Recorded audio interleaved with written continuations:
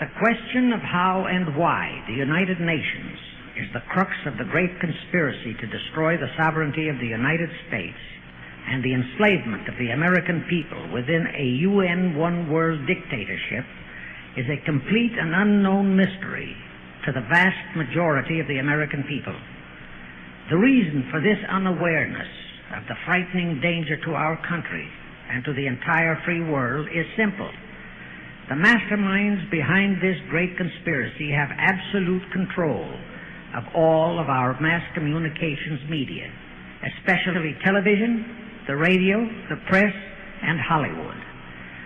We all know that our State Department, the Pentagon, and the White House have brazenly proclaimed that they have the right and the power to manage the news, to tell us not the truth, but what they want us to believe. They have seized that power on orders from their masters of the great conspiracy. And the objective is to brainwash the people into accepting the phony peace bait to transform the United States into an enslaved unit of the United Nations one-world government. First of all, bear in mind that the so-called UN police action in Korea, fought by the United States, in which 150,000 of our sons were murdered and maimed, was part of the plot, just as the undeclared by Congress war in Vietnam, in which our sons are dying, is part of the plot, just as the plot against Rhodesia and South Africa, in which our sons will be dying, is part of the UN plot. However, the vitally important thing for all Americans, all you mothers of the boys who died in Korea and are now dying in Vietnam, to know is that our so-called leaders in Washington, whom we elected to safeguard our nation and our Constitution, are the betrayers, and that behind them are a comparatively small group of men whose sole objective is to enslave the whole world of humanity in their satanic plot of one world government. Now, in order to give you a very clear picture of this satanic plot, I will go back to its beginning, clear back in the middle of the 18th century, and name the men who put that plot into action, and then bring you down to the present, today's status of that plot. Now, as a matter of further intelligence, a term used by the FBI, let me clarify the meaning of the expression, "He is a liberal." The enemy, meaning the one-world conspirators, have seized upon that word liberal as a cover-up for their activities. It sounds so innocent and so humanitarian to be liberal. We'll make sure that the person who calls himself a liberal or is described as a liberal is not in truth a red. Now then, this satanic plot was launched back in the 1760s when it first came into existence under the name of the Illuminati. This Illuminati was organized by one Adam Weishaupt, born a Jew, who was converted to Catholicism and became a Catholic priest, and then, at the behest of the then newly organized House of Rothschild, defected and organized the Illuminati. Naturally, the Rothschilds financed that operation. And every war since then, beginning with the French Revolution, has been promoted by the Illuminati operating under various names and guises. I say under various names and guises because after the Illuminati was exposed and became too notorious, Weishaupt and his co-conspirators began to operate under various other names. In the United States, immediately after World War I, they set up what they called the Council on Foreign Relations, commonly referred to as the CFR. And this CFR is actually the Illuminati in the United States. And its hierarchy, the masterminds in control of the CFR, to a very great extent, are the descendants of the original Illuminati conspirators. But to conceal that fact, most of them changed their original family names to American-sounding names. For example, the true name of the Dillons Clarence and Douglas Dillon, once Secretary of the U.S. Treasury Department, is Lepowski. I'll come back to all this later. There is a similar establishment of the Illuminati in England, operating under the name of the British Institute of International Affairs. There are similar secret Illuminati organizations in France, Germany, and other nations operating under different names. And all these organizations, including the CFR, continuously set up numerous subsidiary or front organizations that are infiltrated into every phase of the various nations' affairs. But at all times, the operations of these organizations were and are masterminded and controlled by the internationalist bankers, who in turn were and are controlled by the Rothschilds. The details of how they accomplished the setting up of the CFR in the United States, as also in the other nations, are far too voluminous to be described in this dissertation. But you can find it complete in News Bulletin number 122, entitled UN is Spawn of the Illuminati, and News Bulletin number 123, entitled CFR Completely Unmasked as Illuminati. Both are published by the Cinema Educational Guild, Post Office Box 46205, Hollywood, California. You can get them for 50 cents per copy by writing to that address. Those news bulletins reveal the names of the original founders of the Illuminati and the Americanized names of their descendants in the present CFR. Now I'll go back to the activities of the original Illuminati conspirators. As revealed in News Bulletin number 122, one branch of the Rothschild family had financed Napoleon. Another branch of the Rothschilds, both branches the real masterminds of the Illuminati, financed Britain, Germany, and the other nations in the Napoleonic Wars. Immediately after the Napoleonic Wars, the Illuminati assumed that all the nations were so destitute and so weary of wars that they'd be glad for any solution. So the Rothschild stooges set up what they called the Congress in Vienna, and at that meeting they tried to create the first League of Nations, their first attempted one-world government, on the theory that all the crowned heads of the European governments were so deeply in debt to them that they would willingly or unwillingly serve as their stooges. But the Tsar of Russia caught the stench of the plot and completely torpedoed it. The enraged Nathan Rothschild, then the head of that dynasty, vowed that someday he or his descendants would destroy the Tsar and his entire family. And his descendants did accomplish that very threat in 1917. At this point, bear in mind that the Illuminati was not set up to operate on a short-range basis. Normally, a conspirator of any type enters into a conspiracy with the expectation of achieving his objective during his own lifetime.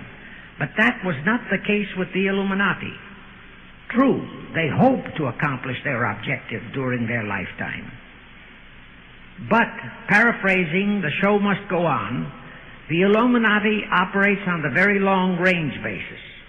Whether it will take scores of years or even centuries, they have dedicated their descendants to keep the plot boiling until they hope the conspiracy is achieved.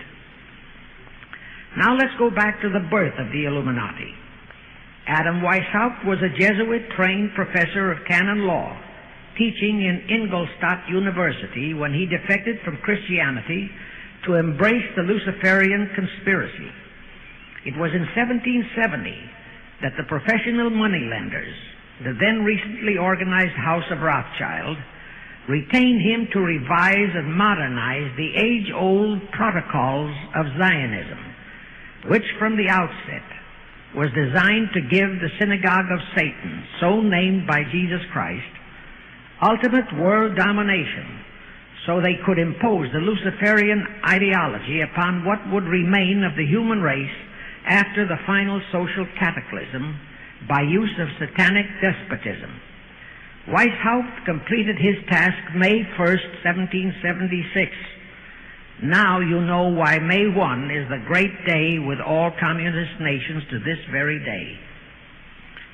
That was the day, May 1, 1776, that Weishaupt completed his plan and officially organized the Illuminati to put the plan into execution. That plan required the destruction of all existing governments and religions. That objective was to be reached by dividing the masses of people whom he, Weishaupt, termed Goyim, or human cattle, into opposing camps in ever-increasing numbers on political, social, economic, and other issues, the very conditions we have in our country today. The opposing sides were then to be armed and incidents provided which would cause them to fight and weaken themselves and gradually destroy national governments and religious institutions. Again, I say, the very conditions in the world today. And at this point, let me stress a prime feature of the Illuminati plans. When and if their blueprint for world control, the protocols of the elders of Zion, is discovered and exposed, they would wipe all the Jews off the face of the earth in order to divert suspicions from themselves. If you think this is far-fetched, bear in mind that they permitted Hitler, a liberal socialist himself, who was financed by Krupp, Kennedy, the Warburgs, and the Rothschilds, to incinerate 600,000 Jews. Now, just why did the conspirators choose the word Illuminati for their satanic organization? Weishaupt himself said that the word is derived from Lucifer and means holders of the light, using the lie that his objective was to bring about a one-world government to enable those with mental ability to govern the world and prevent all wars in the future. In short, using the word peace on earth as his bait, exactly as that same bait, peace, was used by the 1945 conspirators to foist the United Nations on us. Weishaupt, financed, I repeat, by the Rothschilds, recruited some 2,000 paid followers. These included the most intelligent men in the fields of arts and letters, education, the sciences, finance, and industry. He then established lodges of the Grand Orient, Masonic lodges, to be their secret headquarters. And I again repeat that in all of this, he was acting under orders from the House of Rothschild. The main features of the Weishaupt plan of operation required his Illuminati to do the following things to help them to accomplish their purpose. Number one, use monetary and sex bribery to obtain control of men already in high places in the various levels of all governments and other fields of endeavor. Once influential persons had fallen for the lies, deceits, and temptations of the Illuminati, they were to be held in bondage by application of political and other forms of blackmail, threats of financial ruin, public exposure and physical harm, even death, to themselves and loved members of their families. Do you realize how many present top officials in our federal government in Washington are controlled in just that way by the CFR? Do you realize how many homosexuals in our State Department, the Pentagon, all federal agencies, even in the White House, are controlled that way? Number two, Illuminati on the faculties of colleges and universities were to cultivate students possessing exceptional mental ability, belonging to well-bred families with international leanings, and recommend them for special training in internationalism. Such training was to be provided by granting scholarships to those selected by the Illuminists. That gives you an idea what a Rhodes Scholarship means. It means indoctrination into accepting the idea that only a one-world government can put an end to recurring wars and strife. That's how the United Nations was sold to the American people. One of the most notable Rhodes Scholars we have in our country is Senator William J. Fulbright, sometimes referred to as Half-Bright. His entire voting record spells Illuminati. All such scholars were to be first persuaded and then convinced that men of special talent and brains have the right to rule those less gifted on the ground that the masses don't know what is best for them physically, mentally, and spiritually. In addition to the Rhodes and similar scholarships, today there are 3 special Illuminati schools located in Gordonstown in Scotland, Salem in Germany, and Anavryta in Greece. These 3 are known ones, but there are others that are kept undercover. Prince Philip, the husband of Britain's Queen Elizabeth, was educated at Gordonstown at the instigation of Lord Louis Mountbatten, his uncle, a Rothschild relative who became Britain's admiral of the fleet after World War II ended.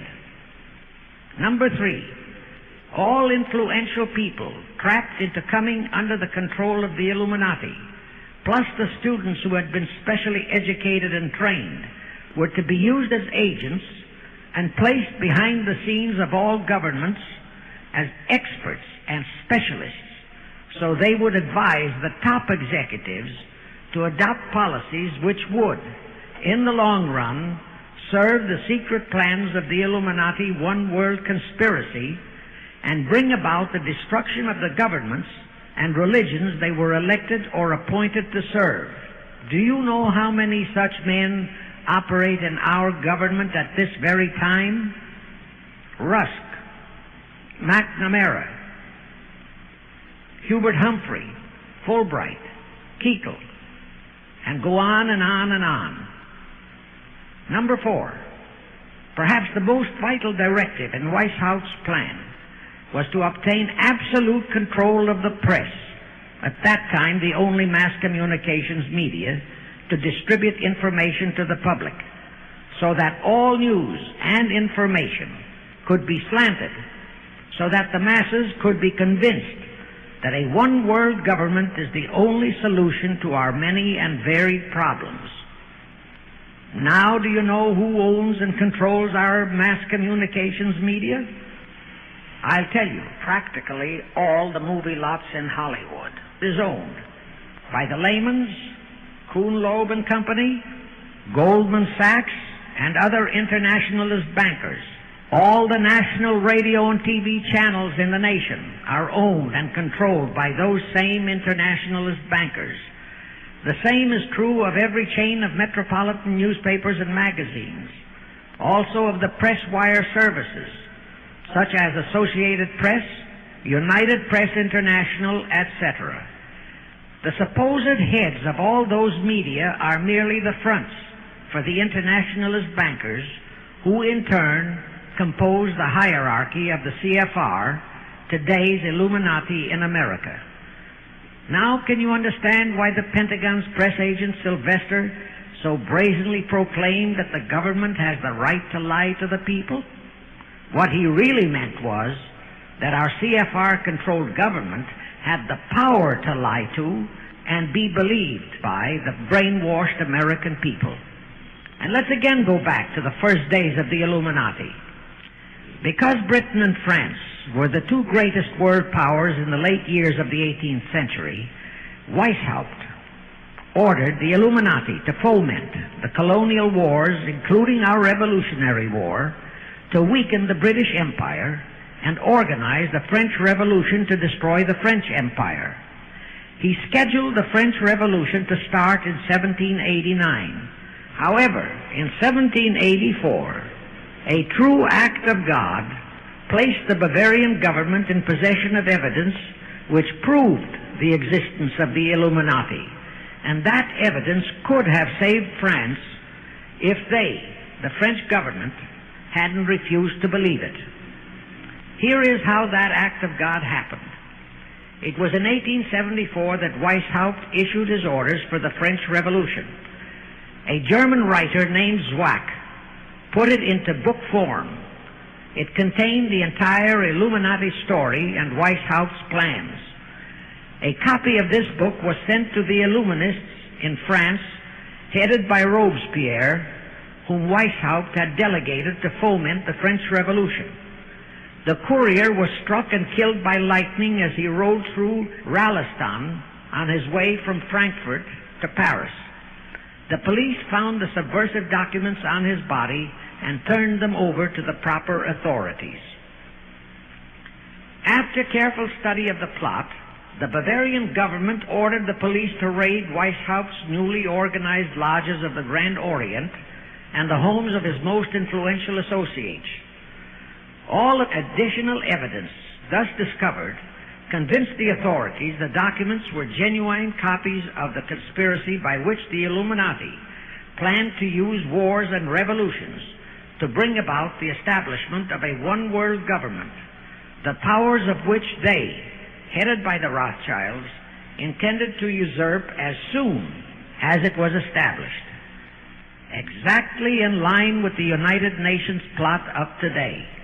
In 1785, the Bavarian government outlawed the Illuminati and closed the lodges of the Grand Orient. In 1786, they published all the details of the conspiracy. The English title of that publication is The Original Writings of the Order and Sect of the Illuminati. Copies of the entire conspiracy were sent to all the heads of church and state in Europe. But the power of the Illuminati, which was actually the power of the Rothschilds, was so great that this warning was ignored. Nevertheless, Illuminati became a dirty word, and it went underground. At the same time, Weishaupt ordered Illuminists to infiltrate into the lodges of Blue Masonry and form their own secret societies within all secret societies. Only Masons who proved themselves internationalists and those whose conduct proved they had defected from God were initiated into the Illuminati. Thenceforth, the conspirators donned the cloak of philanthropy and humanitarianism to conceal their revolutionary and subversive activities. In order to infiltrate into Masonic lodges in Britain, Weishaupt invited John Robison over to Europe. Robison was a high-degree Mason in the Scottish Rite. He was a professor of natural philosophy at Edinburgh University and secretary of the Royal Society of Edinburgh. Robison did not fall for the lie that the objective of the Illuminati was to create a benevolent dictatorship, but he kept his reactions to himself so well that he was entrusted with a copy of Weishaupt's revised conspiracy for study and safekeeping. Anyway, because the heads of state and church in France were deluded into ignoring the warnings given them, the revolution broke out in 1789 as scheduled by Weishaupt. In order to alert other governments to their danger, in 1798 Robison published a book entitled Proof of a Conspiracy to Destroy All Governments and Religions. But his warnings were ignored, exactly as our American people have been ignoring all warnings about the United Nations and the Council on Foreign Relations, the CFR. Now here is something that will stun and very likely outrage many who hear this. But there is documentary proof that our own Thomas Jefferson and Alexander Hamilton became students of Weishaupt's. Jefferson was one of Weishaupt's strongest defenders when he was outlawed by his government. And it was Jefferson who infiltrated the Illuminati into the then newly organized lodges of the Scottish Rite in New England. Here is the proof. In 1789, John Robison warned all Masonic leaders in America that the Illuminati had infiltrated into their lodges. And on July 19, 1789, David Papin, president of Harvard University, issued the same warning to the graduating class and lectured them on the influence Illuminism was acquiring on American politics and religion. And to top it off, John Quincy Adams, who had organized the New England Masonic Lodges, issued his warnings. He wrote 3 letters to Colonel William L. Stone, a top Mason, in which he exposed how Jefferson was using Masonic lodges for subversive, Illuministic purposes. Those 3 letters are at this very time in Wittenberg Square Library in Philadelphia. In short, Jefferson, founder of the Democratic Party, was a member of the Illuminati, which at least partly accounts for the condition of the party at this time. And through infiltrations of the Republican Party, we have exactly nothing of loyal Americanism today. That disastrous rebuff at the Congress at Vienna, created by the Tsar of Russia, did not by any means destroy the Illuminati conspiracy. It merely forced them to adopt a new strategy. Realizing that the one world idea was, for the moment, killed, the Rothschilds decided that to keep the plot alive, they'd have to do it by heightening their control of the money systems of the European nations. Earlier, by a ruse, the outcome of the Battle of Waterloo had been falsified. Rothschild had spread a story that Napoleon had won that battle. That had precipitated a terrific panic on the stock market in England.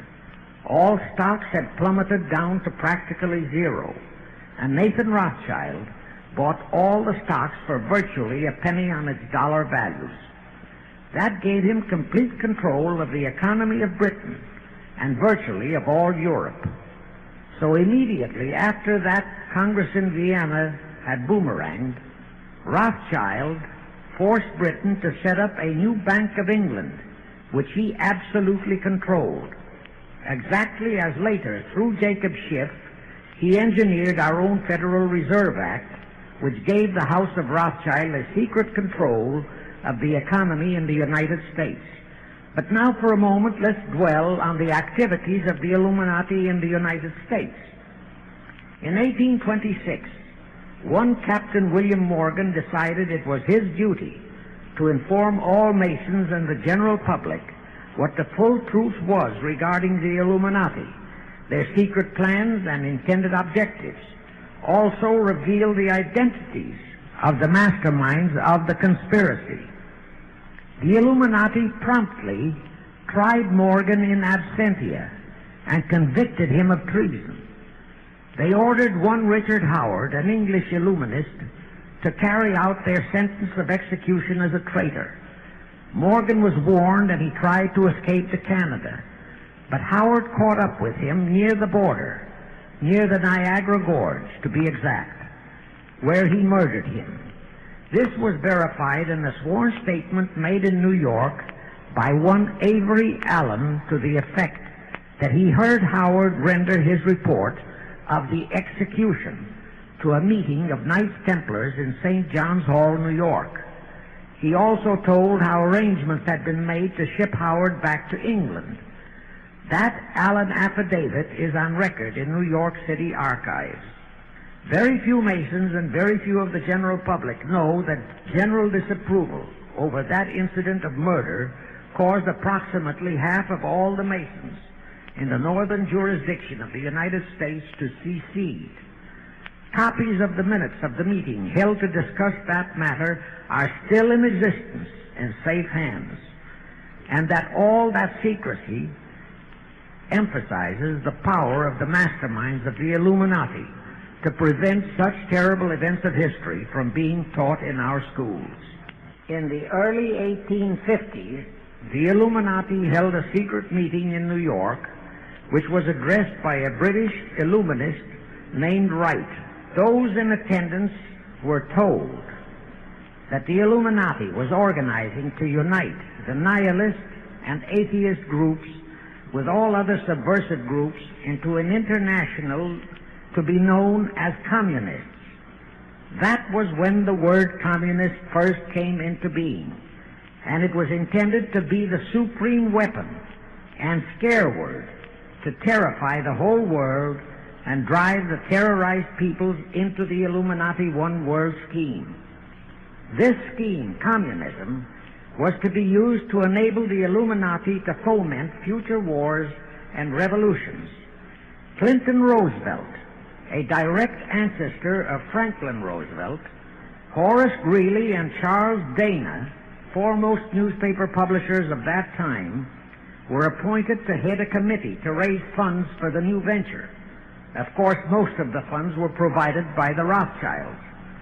And this fund was used to finance Karl Marx and Engels when they wrote Das Kapital and the Communist Manifesto in Soho, England.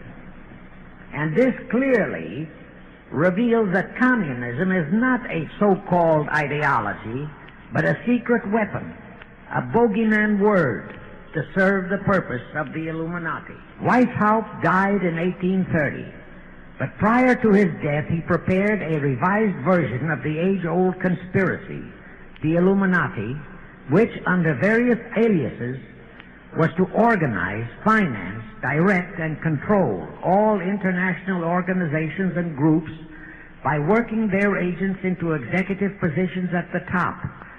In the United States, we have Woodrow Wilson, Franklin Roosevelt, Jack Kennedy, Johnson, Rusk, McNamara, Fulbright, etc. as prime examples.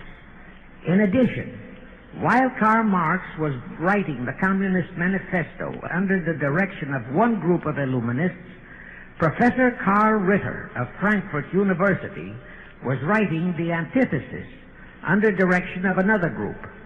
The idea was that those who direct the overall conspiracy could use the differences in those two so-called ideologies to enable them to divide larger and larger members of the human race into opposing camps so that they could be armed and then brainwashed into fighting and destroying each other, and particularly to destroy all political and religious institutions. The work Ritter started was continued after his death and completed by the German so-called philosopher Friedrich Wilhelm Nietzsche, who founded Nietzscheism. This Nietzscheism was later developed into fascism and then into Nazism and was used to foment World Wars I and II.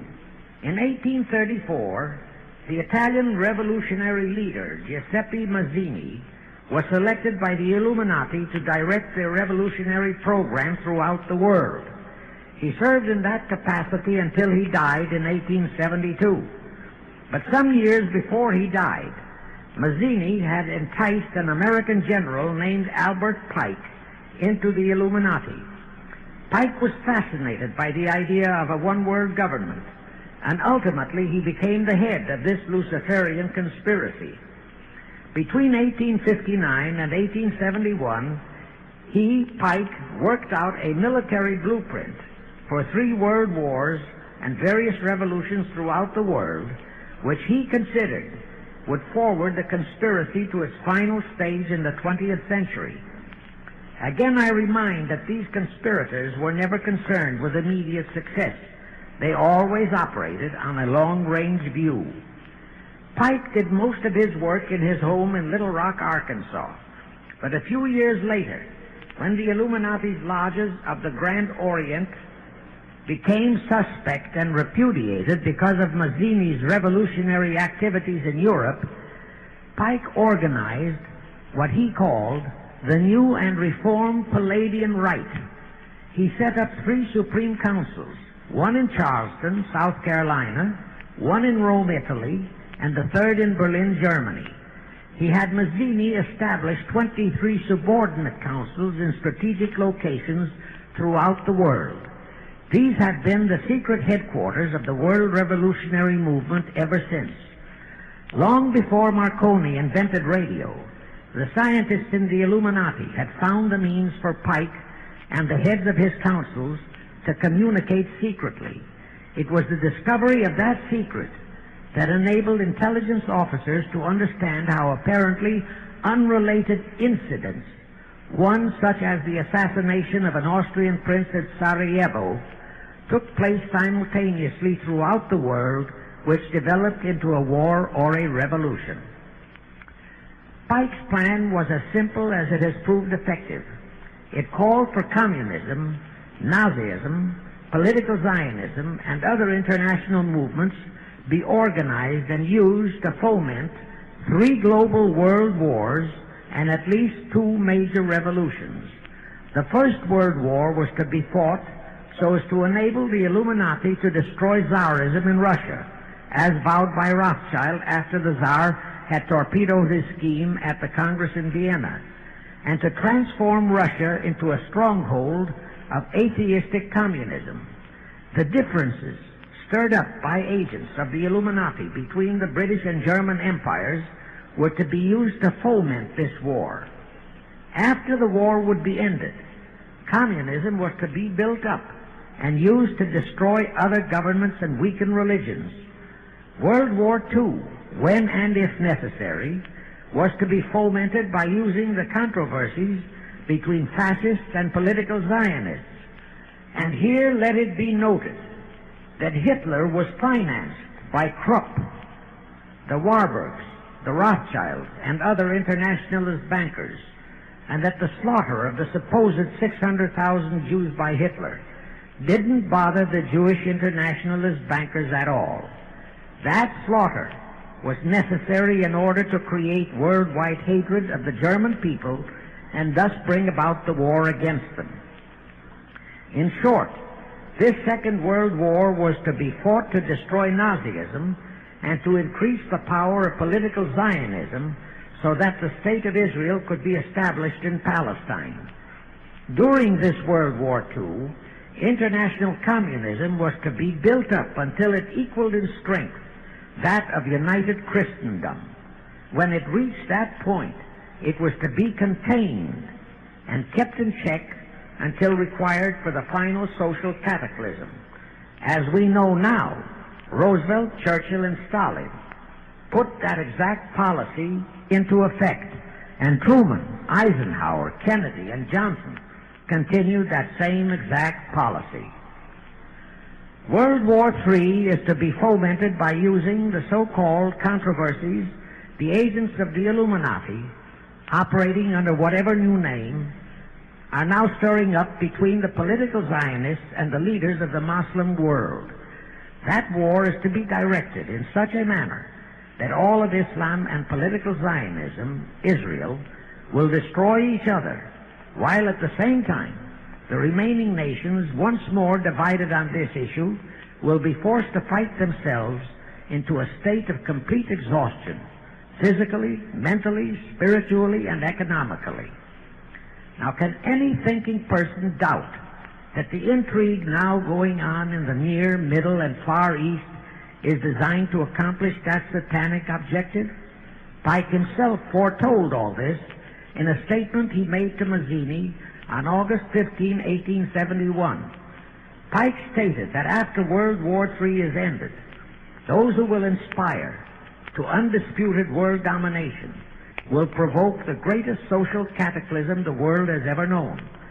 Quoting his own words, taken from the letter he wrote to Mazzini, and which letter is now catalogued in the British Museum in London, England, he said, "We shall unleash the nihilists and the atheists, and we shall provoke a great social cataclysm which in all its horror will show clearly to all nations the effect of absolute atheism, the origin of savagery and of most bloody turmoil. Then everywhere the people forced to defend themselves against the world minority of revolutionaries will exterminate those destroyers of civilization, and the multitudes disillusioned with Christianity, whose deistic spirits will be from that moment on without direction and leadership, and anxious for an ideal but without knowledge where to send its adoration, will receive the true light through the universal manifestation of the pure doctrine of Lucifer, brought finally out into public view, a manifestation which will result from a general reactionary movement which will follow the destruction of Christianity and atheism, both conquered and exterminated at the same time." When Mazzini died in 1872, Pike made another Italian revolutionary leader named Adrian Lemmy his successor. Lemmy, in turn, was succeeded by Lenin and Trotsky, then by Stalin. The revolutionary activities of all those men were financed by British, French, German, and American international bankers, all of them dominated by the House of Rothschild. We are supposed to believe that the international bankers of today, like the money changers of Christ's day, are only the tools or agents of the great conspiracy, but actually they are the masterminds behind all of it. While the general public has been brainwashed by all the mass communications media into believing that communism is a movement of the so-called workers, the actual fact is that both British and American intelligence officers have authentic documentary evidence that international liberals operating through their international banking houses, particularly the House of Rothschild, have financed both sides in every war and revolution since 1776. Those who today comprise the conspiracy, the CFR in the United States, direct our governments, whom they hold in usury through such methods as the Federal Reserve System in America, to fight wars such as Vietnam, created by the United Nations, so as to further Pike's Illuminati plans to bring the world to that stage of the conspiracy when atheistic communism and the whole of Christianity can be forced into an all-out Third World War within each remaining nation, as well as on an international scale. The headquarters of the great conspiracy in the late 1700s was in Frankfurt, Germany, where the House of Rothschild had been established by Mayer Anschelm, who adopted the Rothschild name and linked together other international financiers who had literally sold their souls to the devil. After the Bavarian government's exposure in 1786, the conspirators moved their headquarters to Switzerland, then to London. Since World War II, after Jacob Schiff, the Rothschild's boy in America, died, the headquarters of the American branch has been in the Harold Pratt Building, New York, and the Rockefellers, originally protégés of Schiff, have taken over the manipulation of finances in America for the Illuminati. In the final phases of the conspiracy, the one-world government will consist of the king dictator, head of the United Nations, the CFR, and a few billionaires, economists, and scientists who have proved their devotion to the great conspiracy. All others are to be integrated into a vast conglomeration of mongrelized humanity, actually slaves. Now let me show you how our federal government and the American people have been sucked into the one-world takeover plot of the Illuminati great conspiracy. And always bear in mind that the United Nations was created to become the housing for that one-world so-called liberal conspiracy. The real foundations of the plot for the takeover of the United States were laid during the period of our Civil War. Not that Weishaupt and the earlier masterminds had ever overlooked the New World. As I have previously indicated, Weishaupt had his agents planted over here as far back as the Revolutionary War. But George Washington was more than a match for them. It was during the Civil War that the conspirators launched their first concrete efforts. We know that Judah Benjamin, chief advisor of Jefferson Davis, was a Rothschild agent.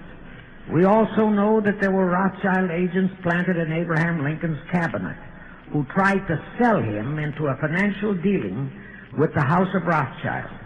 But old Abe saw through the scheme and bluntly rejected it, thereby incurring the undying enmity of the Rothschilds, exactly as the Russian Tsar did when he torpedoed their first League of Nations at the Congress in Vienna. Investigation of the assassination of Lincoln revealed that the assassin, Booth, was a member of a secret conspiratorial group. Because there were a number of highly important government officials involved, The name of the group was never revealed, and it became a mystery, exactly as the assassination of Jack Kennedy still is a mystery. But I am sure it will not for long remain a mystery. Anyway, the ending of the Civil War destroyed, temporarily, all chances of the House of Rothschild to get a clutch on our money system, such as they had acquired in Britain and other nations in Europe. I say temporarily because the Rothschilds and the masterminds of the conspiracy never quit. So they had to start from scratch, but they lost no time in getting started. Shortly after the Civil War, a young immigrant who called himself Jacob H. Schiff arrived in New York. Jacob was a young man with a mission for the House of Rothschild. Jacob was the son of a rabbi, born in one of Rothschild's houses in Frankfurt, Germany. I won't go deeply into his background. The important point is that Rothschild recognized in him not only a potential money wizard, but more important, he also saw the latent Machiavellian qualities in Jacob that could, as it did, make him an invaluable functionary in the great one-world conspiracy. After a comparatively brief training period in the Rothschilds' London bank, Jacob left for America with instructions to buy into a banking house, which was to be the springboard to acquire control of the money system of the United States. Actually, Jacob came here to carry out 4 specific assignments.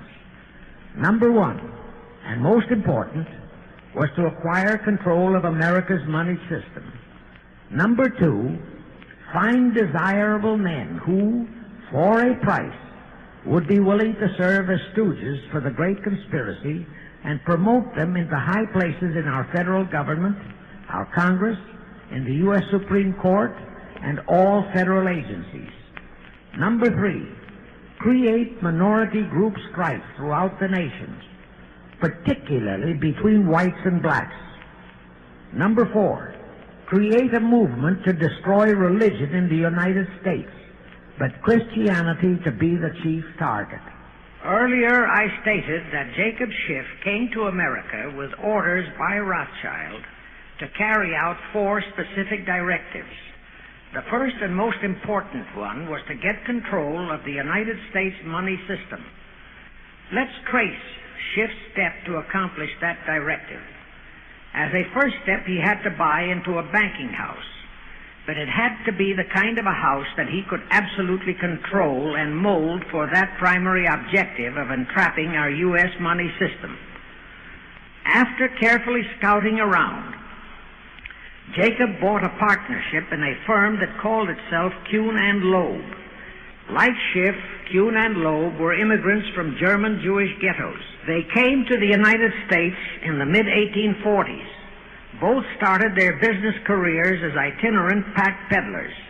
In the early 1850s, they pooled their interests and set up a merchandising store in Lafayette, Indiana, under the firm name of Kuhn and Loeb, servicing the covered wagon settlers on their way west. In the years that followed, they set up similar stores in Cincinnati and St. Louis. Then they added pawnbroking to their merchandising pursuits. From that to money lending was a short and quick step.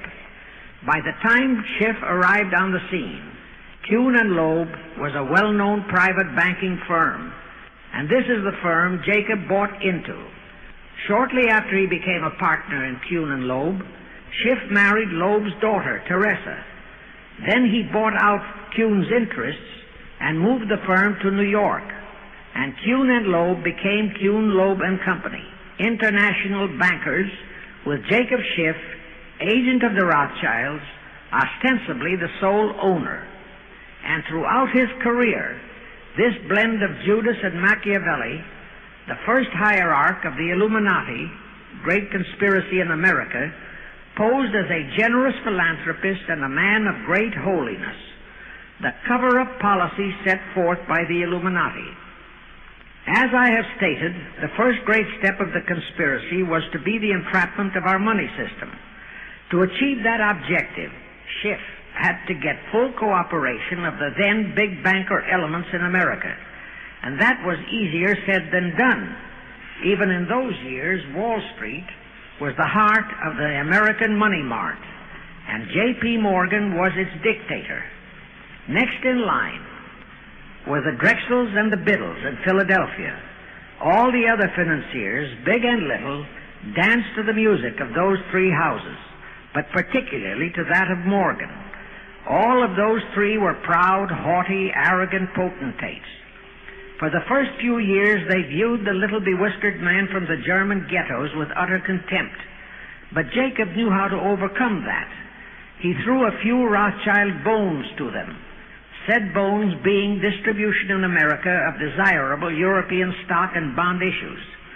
Then he discovered he had a still more potent weapon in his hands in the following. It was in the decades following our Civil War that our industries began to burgeon. We had great railroads to build. The oil, mining, steel, textile industries were bursting out of their swaddling clothes. All that called for vast financing. Much of that financing had to come from abroad. That meant the House of Rothschild. And that was when Schiff came into his own. He played a very crafty game. He became the patron saint of John D. Rockefeller, Edward R. Harriman, and Andrew Carnegie. He financed the Standard Oil Company for Rocky, the railroad empire for Harriman, and the steel empire for Carnegie. But instead of hogging all the other industries for Kuhn, Loeb and Company, he opened the doors of the House of Rothschild to Morgan, Biddle, and Drexel. In turn, Rothschild arranged the setting up of London, Paris, European, and other branches for those three, but always in partnerships with Rothschild subordinates. And Rothschild made it very clear to all those men that Schiff was to be the boss in New York. Thus, at the turn of the century, Schiff had a tight control of the entire banking fraternity on Wall Street, which by then, with Schiff's help, included Lehman Brothers, Goldman Sachs, and other internationalist banks, headed by men chosen by the Rothschilds. In short, that meant control of the nation's money powers, and he was then ready for the giant step, the entrapment of our national money system. Now, under our Constitution, all control of our money system is vested solely in our Congress. Schiff's next important step was to seduce our Congress to betray that constitutional edict by surrendering that control to the hierarchy of the Illuminati's great conspiracy. In order to legalize that surrender and thus make the people powerless to resist it, it would be necessary to have Congress enact special legislation. To accomplish that, Schiff would have to infiltrate stooges into both houses of Congress, stooges powerful enough to railroad Congress into passing such legislation. Equally, or even more important, he would have to plant a stooge in the White House, a president without integrity and without scruples, who would sign that legislation into law. To accomplish that, he had to get control of either the Republican or the Democratic Party. The Democratic Party was the more vulnerable. It was the hungrier of the two parties. Except for Grover Cleveland, the Democrats had been unable to land one of their men in the White House since before the Civil War. There were two reasons for that. Number one, poverty of the party. Number two, there were considerably more Republican-minded voters than Democrats. The poverty matter was not a great problem, but the voter problem was a different story. But as I previously said, Schiff was a smart cookie. Here is the atrocious and murderous method he employed to solve that voter problem. His solution emphasizes how very little the Jewish internationalist bankers care about their own racial brethren, as you shall see. Suddenly, around 1890, there broke out a nationwide series of pogroms in Russia. Many, many thousands of innocent Jews, men, women, and children, were slaughtered by the Cossacks and other peasants. Similar pogroms with similar slaughter of innocent Jews broke out in Poland, Romania, and Bulgaria.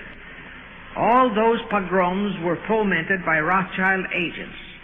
As a result, Jewish terrified refugees from all those nations swarmed into the United States, and that continued throughout the next 2 or 3 decades because the pogroms were continuous through all those years.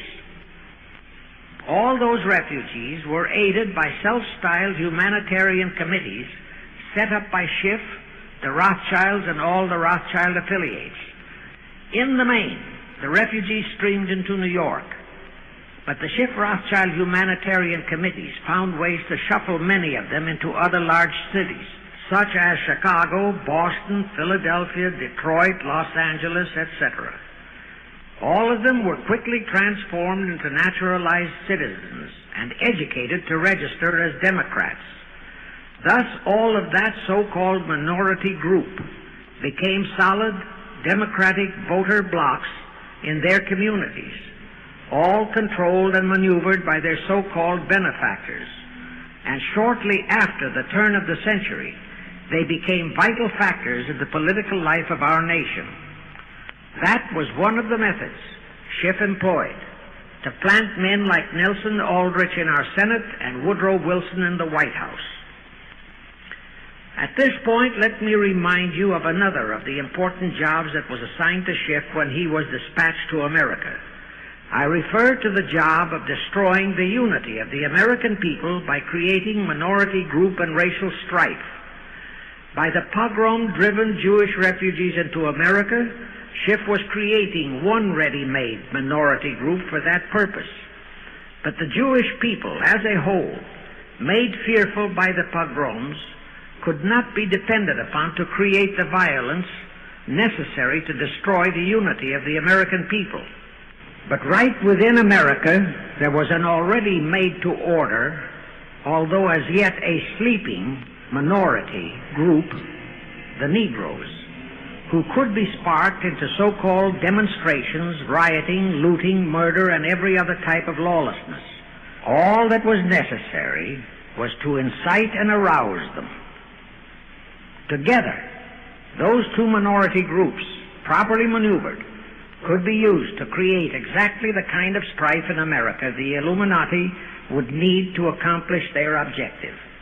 Thus, at the same time that Schiff and his co-conspirators were laying their plans for the entrapment of our money system, they were also perfecting plans to hit the unsuspecting American people with an explosive and terrifying racial upheaval that would tear the people into hate fractions and create chaos throughout the nation, especially on all college and university campuses, all protected by Earl Warren decisions and our so-called leaders in Washington. Of course, perfecting those plans required time and infinitely patient organizing. Now, to remove all doubts, I'll take a few moments to give you documentary proof of this racial strife plot. First of all, they had to create leaderships and organizations to draw in millions of dupes, both Jewish and Negroes, who would do the demonstrating and commit the rioting, looting, and lawlessness. So in 1909, Schiff, the Laymans, and other conspirators organized and set up the National Association for the Advancement of the Colored People, known as the NAACP. The presidents, directors, and legal counsels of the NAACP were always white men, Jews appointed by Schiff. And this is the case to this very day. Then, in 1913, the Schiff Group organized the Anti-Defamation League of the B'nai B'rith, commonly known as the ADL, to serve as the Gestapo and hatchet man outfit for the entire Great Conspiracy. Today, this sinister ADL maintains over 2,000 agencies in all parts of the country, and they advise and completely control every action of the NAACP, CORE, of the Urban League, of all the other so-called Negro civil rights organizations throughout the nation, including such leaders as Martin Lucifer King, Stokely Carmichael, Bayard Rustin, and others of that ilk. In addition, the ADL acquired absolute control of the advertising budgets of many department stores, hotel chains, and TV and radio industrialist sponsors, also advertising agencies, in order to control practically all the mass communications media and force every loyal newspaper to slant and falsify the news, and to further incite and at the same time create sympathy for the lawlessness and violence of the Negro mobs. Here is documentary proof of the beginning of their deliberate plot to foment the Negroes into all their lawlessness. Around 1910, one Israel Zangwill wrote a play entitled The Melting Pot. It was sheer propaganda to incite the Negroes and Jews, because the play purportedly visualized how the American people were discriminating against and persecuting Jews and Negroes. At that time, nobody seemed to realize that it was a propaganda play. It was that cleverly written. The propaganda was well wrapped up in the truly great entertainment in the play, and it was a big Broadway hit. Now, in those years, the legendary Diamond Jim Brady used to throw a banquet at the famous Delmonico restaurant in New York after the opening performance of a popular play. He threw such a party for the cast of The Melting Pot, its author, producer, and chosen Broadway celebrities. By then, I'd already made a personal mark on the Broadway theater and was invited to that party. There I met George Bernard Shaw and a Jewish writer named Israel Cohen. Zangwill, Shaw, and Cohen were the triumvirate who created the Fabian Society in England and had worked closely with a Frankfurt Jew named Mordecai, who had changed his name to Karl Marx. But remember, at that time, both Marxism and communism were just emerging, and nobody paid much attention to either, and nobody suspected the propaganda in the writings of those three really brilliant writers. At that banquet, Israel Cohen told me he was then engaged in writing a book which was to be a follow-up on Zangwill's The Melting Pot. The title of his book was to be A Racial Program for the 20th Century. At that time, I was completely absorbed by my work as a playwright, and significant as that title was, its real objective never dawned on me, nor was I interested in reading the book. But it suddenly hit me with the force of a hydrogen bomb when I received a newspaper clipping of an item published by the Washington, D.C. Evening Star in May 1957. That item was a verbatim reprint of the following excerpt in Israel Cohen's book, A Racial Program for the 20th Century, and it reads as I quote, "We must realize that our party's most powerful weapon is racial tension. By propounding into the consciousness of the dark races that for centuries they have been oppressed by the whites, we can mold them to the program of the Communist Party. In America, we will aim for subtle victory. While inflaming the Negro minority against the whites, we will instill in the whites a guilt complex for their exploitation of the Negroes. We will aid the Negroes to rise to prominence in every walk of life, in the professions and in the world of sports and entertainment. With this prestige, the Negro will be able to intermarry with the whites and begin a process which will deliver America to our cause." That same excerpt was entered into the Congressional Record of June 7, 1957 by Representative Thomas G. Abernathy. Thus the authenticity of that passage in Cohen's book was fully established. But the one question that remained in my mind was whether it represented the official policy or plot of the Communist Party or just a personal expression of Cohen himself. Hence I sought more proof, and I found it. In an official pamphlet published in 1935 by the New York Communist Party's official Workers' Library Publishers. That pamphlet was entitled, "The Negroes in a Soviet America." It urged the Negroes to rise up, form a Soviet state in the South, and apply for admission to the Soviet Union. It contained a firm pledge that the revolt would be supported by all American Reds and all so-called liberals.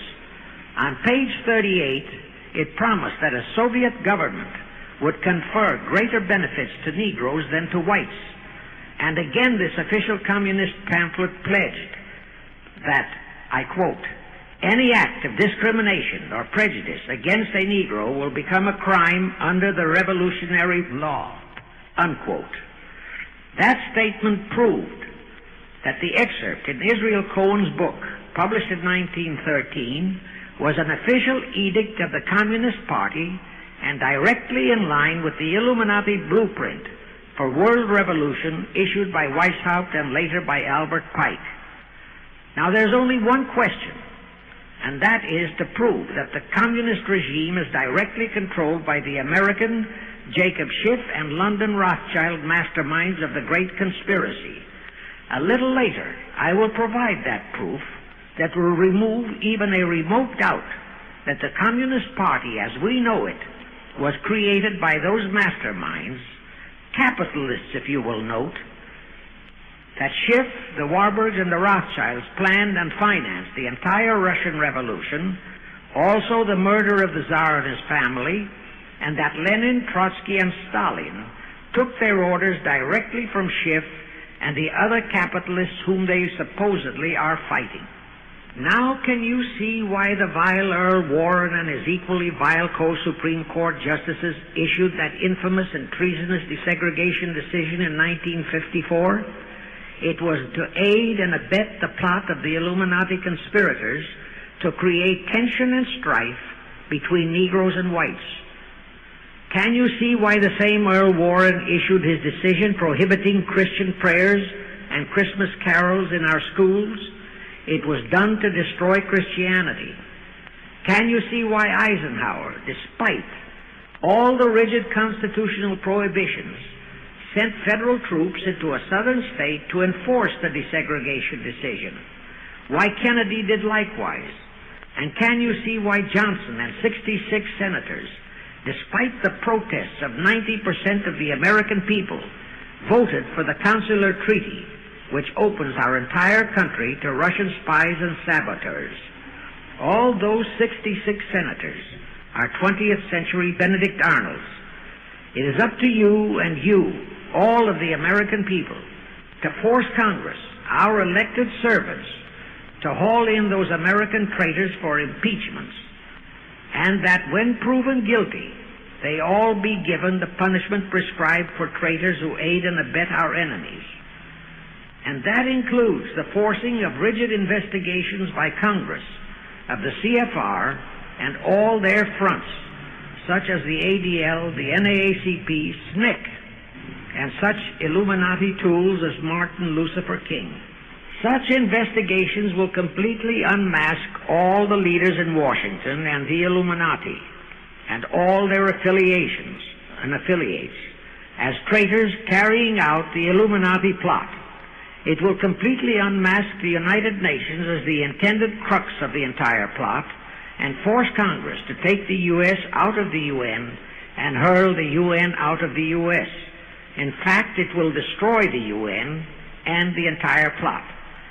Before I close this phase, I wish to reiterate and stress one vital point, which I urge you to never forget if you wish to save our country for your children and their children. Here is the point. Every unconstitutional and unlawful act committed by Woodrow Wilson, by Franklin Roosevelt, by Truman, Eisenhower, and Kennedy, and are now being committed by Johnson, is exactly in line with the Illuminati conspirators' centuries-old plot outlined by Weishaupt and Albert Pike. Every vicious decision issued by the traitorous Earl Warren and his equally traitorous Supreme Court justices was directly in line with what the Illuminati blueprint required. That all the treason committed by our State Department under Rusk and earlier by John Foster Dulles and Marshall, also all the treason committed by McNamara and his predecessors, is directly in line with that same Illuminati blueprint for the takeover of the world. Also the amazing treason by various members of our Congress, especially by the 66 senators who signed for the Consular Treaty, has been committed on orders from the Illuminati.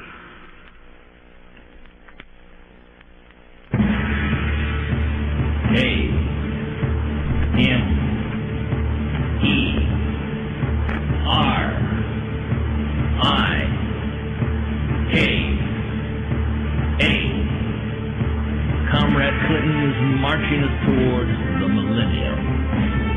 His agenda, a new world order. He intends to foreclose upon the people and the property of the United States.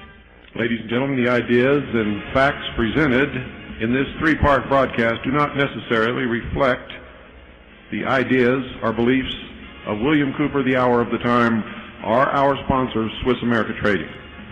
If you'd like to get your hands on some real money, it's time to call Swiss America Trading. Remember, throughout the history of the world, precious metals in their various forms have been the only commodity that has maintained its value no matter what. Now, we do not recognize that you jump in any kind of investment to make any kind of a great profit or a killing. Our sole recommendation is to protect your assets against what is sure to come. Pay particular attention to the manipulation of the economy by the Illuminati as outlined in this three-record series, and then do your own research to determine exactly what is true and what is false. We now return you to part 2 in our three-part series entitled The Illuminati, produced by Anthony J. Hilder and narrated by Myron Fagan. Original music and lyrics written, produced, and performed by Evan Sweetwater and Anthony J. Hilder.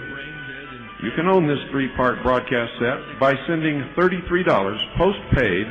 Make checks or money orders out to Annie, A-N-N-I-E, and send to the Intelligence Service, P.O. Box 1420, Sholo, Arizona, 85.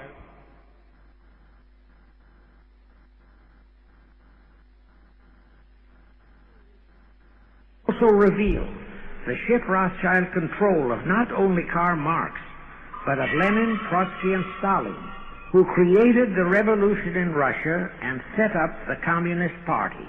It was in 1908 that Schiff decided the time had come for his seizure of our money system. His chief lieutenants in that seizure were Colonel Edward Mandel House, who's an executive and courier for Schiff, as I shall show, Bernard Baruch, and Herbert Lehman. In the fall of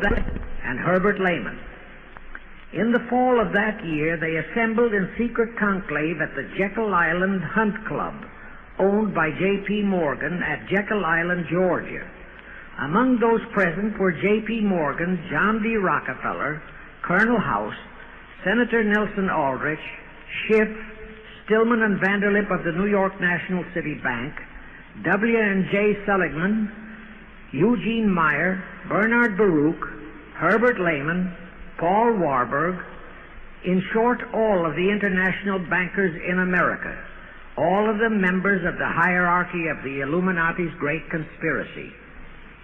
A week later, they emerged with what they called the Federal Reserve System.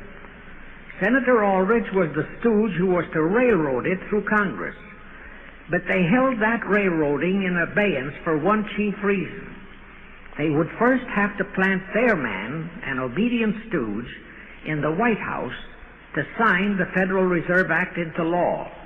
They knew that even if the Senate would pass that act unanimously, the then newly elected President Taft would promptly veto it.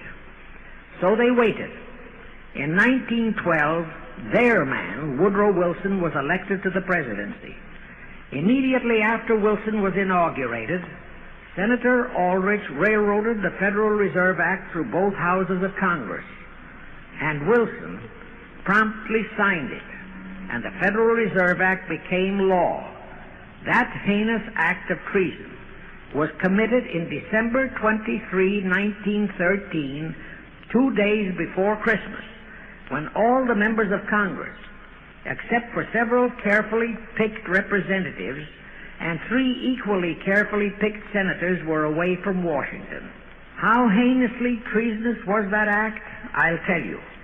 Our founding fathers knew full well the power of money. They knew that whoever had that power held the destiny of our nation in his hands. Therefore, they carefully guarded this power when they set forth in the Constitution that Congress, the elected representatives of the people, alone would have that power. The constitutional language on this point is brief, concise, and specific, stated in Article 1, Section 8, Paragraph 5, defining the duties and powers of Congress, and I quote, "To coin money, regulate the value thereof, and of foreign coin, and the standard of weights and measures," unquote. But on that tragic, unforgettable day of infamy, December 23, 1913, the men we sent to Washington to safeguard our interests, the representatives and senators and Woodrow Wilson, delivered the destiny of our nation into the hands of two aliens from Eastern Europe, Jacob Schiff and Paul Warburg. Warburg was a very recent immigrant who came here on orders from Rothschild for the express purpose of blueprinting that foul Federal Reserve Act. Now, the vast majority of the American people think that the Federal Reserve System is a United States government-owned agency. That is positively false. All of the stock of the Federal Reserve banks is owned by the member banks, and the heads of the member banks are all members of the hierarchy of the great Illuminati conspiracy known today as the CFR. The details of that act of treason in which many traitorous so-called Americans participated are far too long for this recording, but all those details are available in a book entitled The Federal Reserve Conspiracy, written by Eustace Mullins. In that book, Mullins tells the entire horrifying story and backs it up with unquestionable documentations. Aside from it being a truly fascinating and shocking story of that great betrayal, every American should read it as a matter of vital intelligence for the time when the whole American people will finally come awake and smash the entire conspiracy. And with God's help, that awakening will surely come. You can get a copy of that book from the publishers, the Christian Educational Association, 530 Chestnut Street, Union, New Jersey. Now, if you think that those aliens and their by accident of birth American co-conspirators would be content with just the control of our money system, you're in for another very sad shock. The Federal Reserve System gave the conspirators complete control of our money system, but it in no way touched the earnings of the people, because the Constitution positively forbids what is now known as the 20% withholding tax. But the Illuminati blueprint for one-world enslavement called for the confiscation of all private property and control of individual earning powers. This, and Karl Marx stressed that feature in his blueprint, had to be accomplished by a progressive graduated income tax. As I stated, such a tax could not lawfully be imposed upon the American people. It is succinctly and expressly forbidden by our Constitution. Thus, only an amendment to the Constitution could give the federal government such confiscatory powers. Well, that too was not an insurmountable problem for our Machiavellian plotters. The same elected leaders in both houses of Congress and the same Mr. Woodrow Wilson, who signed the infamous Federal Reserve Act into law, amended the Constitution to make the federal income tax, known as the 16th Amendment, a law of the land. Both are illegal under our Constitution. In short, the same traitors signed both betrayals, the Federal Reserve Act and the 16th Amendment, into law. However, it seems that nobody ever realized that the 16th Amendment was set up to rob, and I do mean rob, the people of their earnings via the income tax provision. The plotters didn't fully use that provision until World War II, when that great humanitarian, Franklin Roosevelt, applied a 20% withholding tax on all small wage earners and up to 90% on higher incomes. Oh, of course, he faithfully promised that it would be only for the duration of the war. But what was a promise to such a charlatan who in 1940 when he was running for his third term, kept proclaiming, "I say again and again and again that I will never send American boys to fight on foreign soil." Remember? He was proclaiming that even as he was already preparing to plunge us into World War II by enticing the Japanese into that sneak attack on Pearl Harbor to furnish him with his excuse. And before I forget, let me remind you that another charlatan named Woodrow Wilson used exactly that same campaign slogan in 1916. His slogan was, "Re-elect the man who will keep your sons out of the war." Exactly the same formula, exactly the same promises. But wait, as Al Jolson used to say, you ain't heard nothing yet. That 16th Amendment income tax trap was intended to confiscate, rob, the earnings only of the common herd, you and me. It was not intended to even touch the huge incomes of the Illuminati gang, the Rockefellers, the Carnegies, the Lehmans, and all the other conspirators.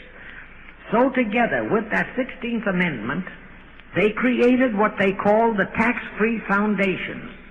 That would enable the conspirators to transform their huge wealth into such so-called foundations and avoid payment of virtually all income taxes. The excuse for it was that the earnings of those tax-free foundations would be devoted to humanitarian philanthropy. So we now have the several Rockefeller foundations, the Carnegie Endowment Fund, the Ford Foundation, the Mellon Foundation, and hundreds of similar tax-free foundations. And what kind of philanthropy do these foundations support? Well, they finance all the civil rights groups that are creating all the chaos and rioting all over the country. They finance the Martin Lucifer Kings. The Ford Foundation finances the Center for the Study of Democratic Institutions in Santa Barbara, commonly referred to as Moscow West, and which is headed by Wonderboy Hutchins, Walter Reuther, Irwin Canham, and others of that ilk. In short, the tax-free foundation finance those who are doing the job for the Illuminati Great Conspiracy. And what are the hundreds of billions of dollars they confiscate every year from the earnings of the common herd, you and me, used for? Well, for one thing, there's the foreign aid gimmick, which gave billions to communist Tito, plus gifts of hundreds of jet planes, many of which were turned over to Castro, plus the costs of training communist pilots so that they can the better shoot down our planes, billions to Red Poland, billions to India, billions to Sukarno, billions to other enemies of the United States. That's what that treasonously railroaded 16th Amendment has done to our nation, to the American people, to you and to me, to your children and their children.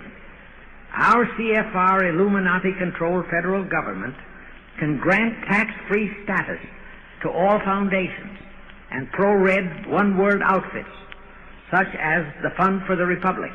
But if you, or a patriotic pro-organization, is too outspokenly pro-American, they can terrify and intimidate you by finding a misplaced comma in your income tax report and by threatening you with penalties, fines, and even prison.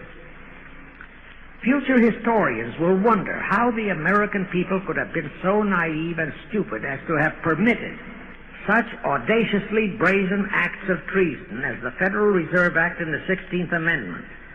Well, they were not naive and they were not stupid. The answer is they trusted the men they elected to safeguard our country and our people. And they just didn't have even an inkling about either betrayal until after each one had been accomplished. It was the Illuminati-controlled mass communications media that kept and is keeping our people naive and stupid and unaware of the treason being committed. Now the great question is, when will the people wake up and do to our traitors of today what George Washington and our founding fathers would have done to Benedict Arnold? Actually, Benedict Arnold was a petty traitor compared to our present traitors in Washington. Now let's go back to the events that followed the rape of our Constitution by the passage of the Federal Reserve Act of the 16th Amendment. With Wilson completely under their control, the masterminds of the great conspiracy put in motion their next, and what they hoped would be their final steps to achieve their one-world government. The first of those steps was to be World War I. Why war? Simple. The only excuse for a one-world government is that it will supposedly ensure peace. The only thing that can make people cry for peace is war. War brings chaos, destruction, exhaustion, to winner as well as to loser. It brings economic ruin to both. Most important, it destroys the flower of the young manhood of both. To the saddened and heartbroken oldsters, the mothers and fathers, who are left with nothing but memories of their beloved sons, peace becomes worth any price. And that is the emotion upon which the conspirators depend for the success of their satanic plot. Throughout the 19th century, from 1814 to 1914, the world as a whole was at peace. Such wars as the Franco-Prussian, our own Civil War, the Russo-Japanese War, were what might be termed local disturbances that did not affect the rest of the world. All the great nations were prosperous, the peoples staunchly nationalistic and fiercely proud of their sovereignties. It was utterly unthinkable that the French and the German peoples would be willing to live under a one-world government, or the Turks and the Russians, or the Chinese and the Japanese. Even more unthinkable that a Kaiser Wilhelm, or a Franz Joseph, or a Tsar Nicholas, or any monarch, would willingly and meekly surrender his throne to a one-world government. But bear in mind that the peoples in all nations are the real power, and only one thing, war, could make the peoples yearn and clamor for a peace-ensuring one-world government. But it would have to be a frightful and horribly devastating war. It could not be just a local disturbing war between just two nations. It would have to be a world war. No major nation must be left untouched by the horrors and devastation of such a war. The cry for peace must be made universal. Actually, that was the format set by the Illuminati and Nathan Rothschild at the turn of the 19th century.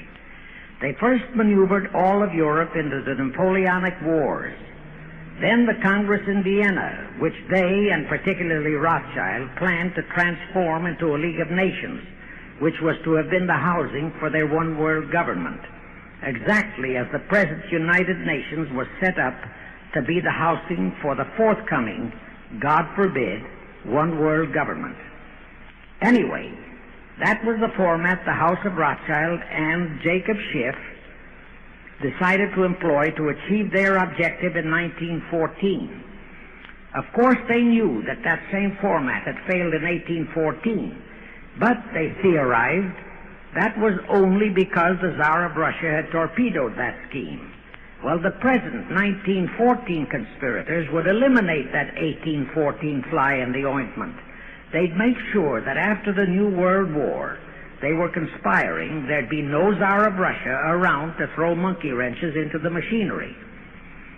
I won't go into how they accomplished this first step to launch a world war. History records that World War I was precipitated by a trivial incident, the kind of incident both Weishaupt and Albert Pike had incorporated in their blueprints. That incident was the assassination of an Austrian archduke, arranged by the Illuminati masterminds. The war followed. It involved Germany, Austria-Hungary, and their allies, so-called the Axis powers, against France, Britain, and Russia, called the Allies. Only the United States was not involved during the first 2 years. By 1917, the conspirators had achieved their primary objective. All of Europe was in a state of destitution. All the peoples were war-weary and crying for peace. And the outcome, too, was all set. It was to come as soon as the United States would be hurled in on the side of the Allies. And that was all set to happen immediately. There could be only one outcome: complete victory for the Allies. To fully confirm my statement, Of course, they knew that that same format had failed in 1814, but they theorized that was only because the Tsar of Russia had torpedoed that scheme. Well, the present 1914 conspirators would eliminate that 1814 fly in the ointment. They'd make sure that after the New World War, they were conspiring there'd be no Tsar of Russia around to throw monkey wrenches into the machinery. I won't go into how they accomplished this first step to launch a world war. History records that World War I was precipitated by a trivial incident, the kind of incident both Weishaupt and Albert Pike had incorporated in their blueprints. That incident was the assassination of an Austrian archduke, arranged by the Illuminati masterminds. The war followed. It involved Germany, Austria-Hungary, and their allies, so-called the Axis powers, against France, Britain, and Russia, called the Allies. Only the United States was not involved during the first 2 years. By 1917, the conspirators had achieved their primary objective. All of Europe was in a state of destitution. All the peoples were war-weary and crying for peace. And the outcome, too, was all set. It was to come as soon as the United States would be hurled in on the side of the Allies. And that was all set to happen immediately after Wilson's re-election.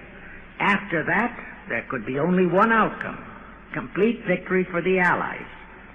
To fully confirm my statement that long before 1917, the conspiracies headed in America by Jacob Schiff had it all set to hurl the United States into that war, I will cite the proof. When Wilson was campaigning for re-election in 1916, his chief appeal was, "Re-elect the man who will keep your sons out of the war." But during that same campaign, the Republican Party publicly charged that Wilson had long committed himself to throw us into the war. They charged that if he would be defeated, he would accomplish that act during his few remaining months in office. But if re-elected, he would hold off until after re-election.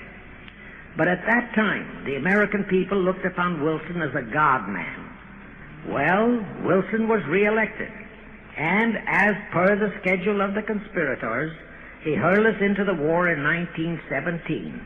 He used the sinking of the Lusitania as an excuse, a sinking which also was prearranged.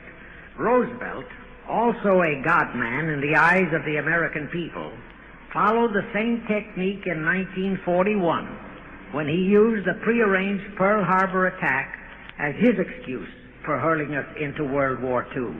Now, exactly as the conspirators planned, victory for the Allies would eliminate all the monarchs of the defeated nations and leave all their peoples leaderless, confused, bewildered, and perfectly conditioned for the one-world government the great conspiracy intended would follow. But there still would be an obstacle, the same obstacle that had balked the Illuminati and Rothschild at that Congress in Vienna peace gathering after the Napoleonic Wars.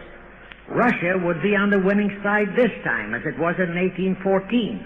Therefore, the Tsar would be securely on his throne.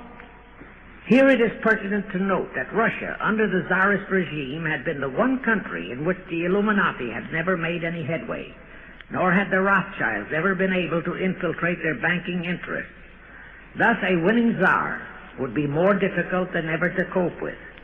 Even if he could be enticed into a so-called League of Nations, it was a foregone conclusion that he would never, but never, go for a one-world government.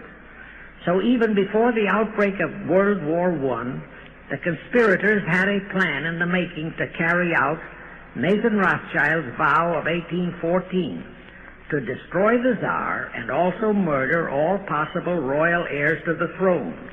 And it would have to be done before the close of the war, and the Russian Bolsheviki were to be their instruments in this particular plot. From the turn of the century, the chiefs of the Bolsheviki were Nikolai Lenin, Leon Trotsky, and later Joseph Stalin. Of course, those were not their true family names. Prior to the outbreak of the war, Lenin headquartered in Paris. After the outbreak, Switzerland became his haven. Trotsky's headquarters were on the Lower East Side in New York, largely the habitat of Russian Jewish refugees. Both Lenin and Trotsky were similarly bewhiskered and unkempt. In those days, that was the badge of Bolshevism. Both lived well, yet neither had a regular occupation. Neither had any visible means of support, yet both always had plenty of money. All those mysteries were solved in 1917. Right from the outset of the war, strange and mysterious goings-on were taking place in New York. Night after night, Trotsky darted furtively in and out of Jacob Schiff's palatial mansion.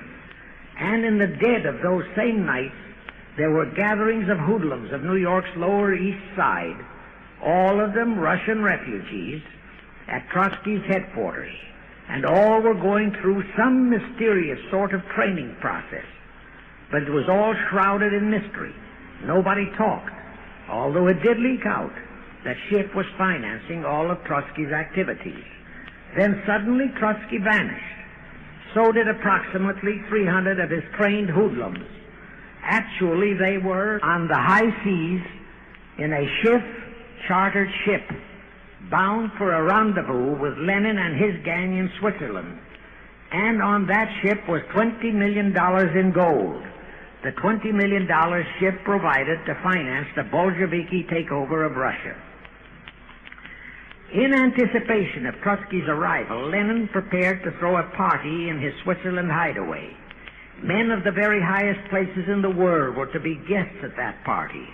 Among them were the mysterious Colonel Edward Mandel House, Woodrow Wilson's mentor and palsy-walsy, and more important, Schiff's special and confidential messenger.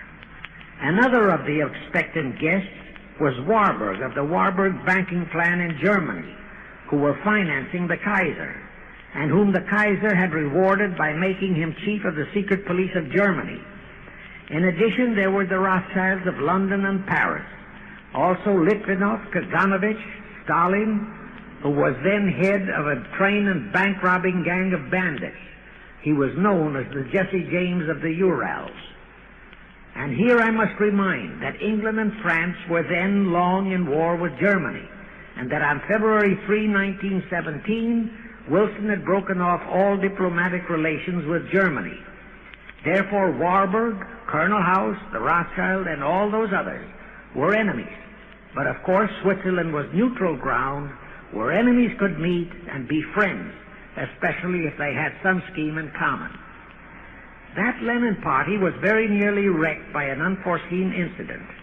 The Schiff-chartered ship on its way to Switzerland was intercepted and taken into custody by a British warship.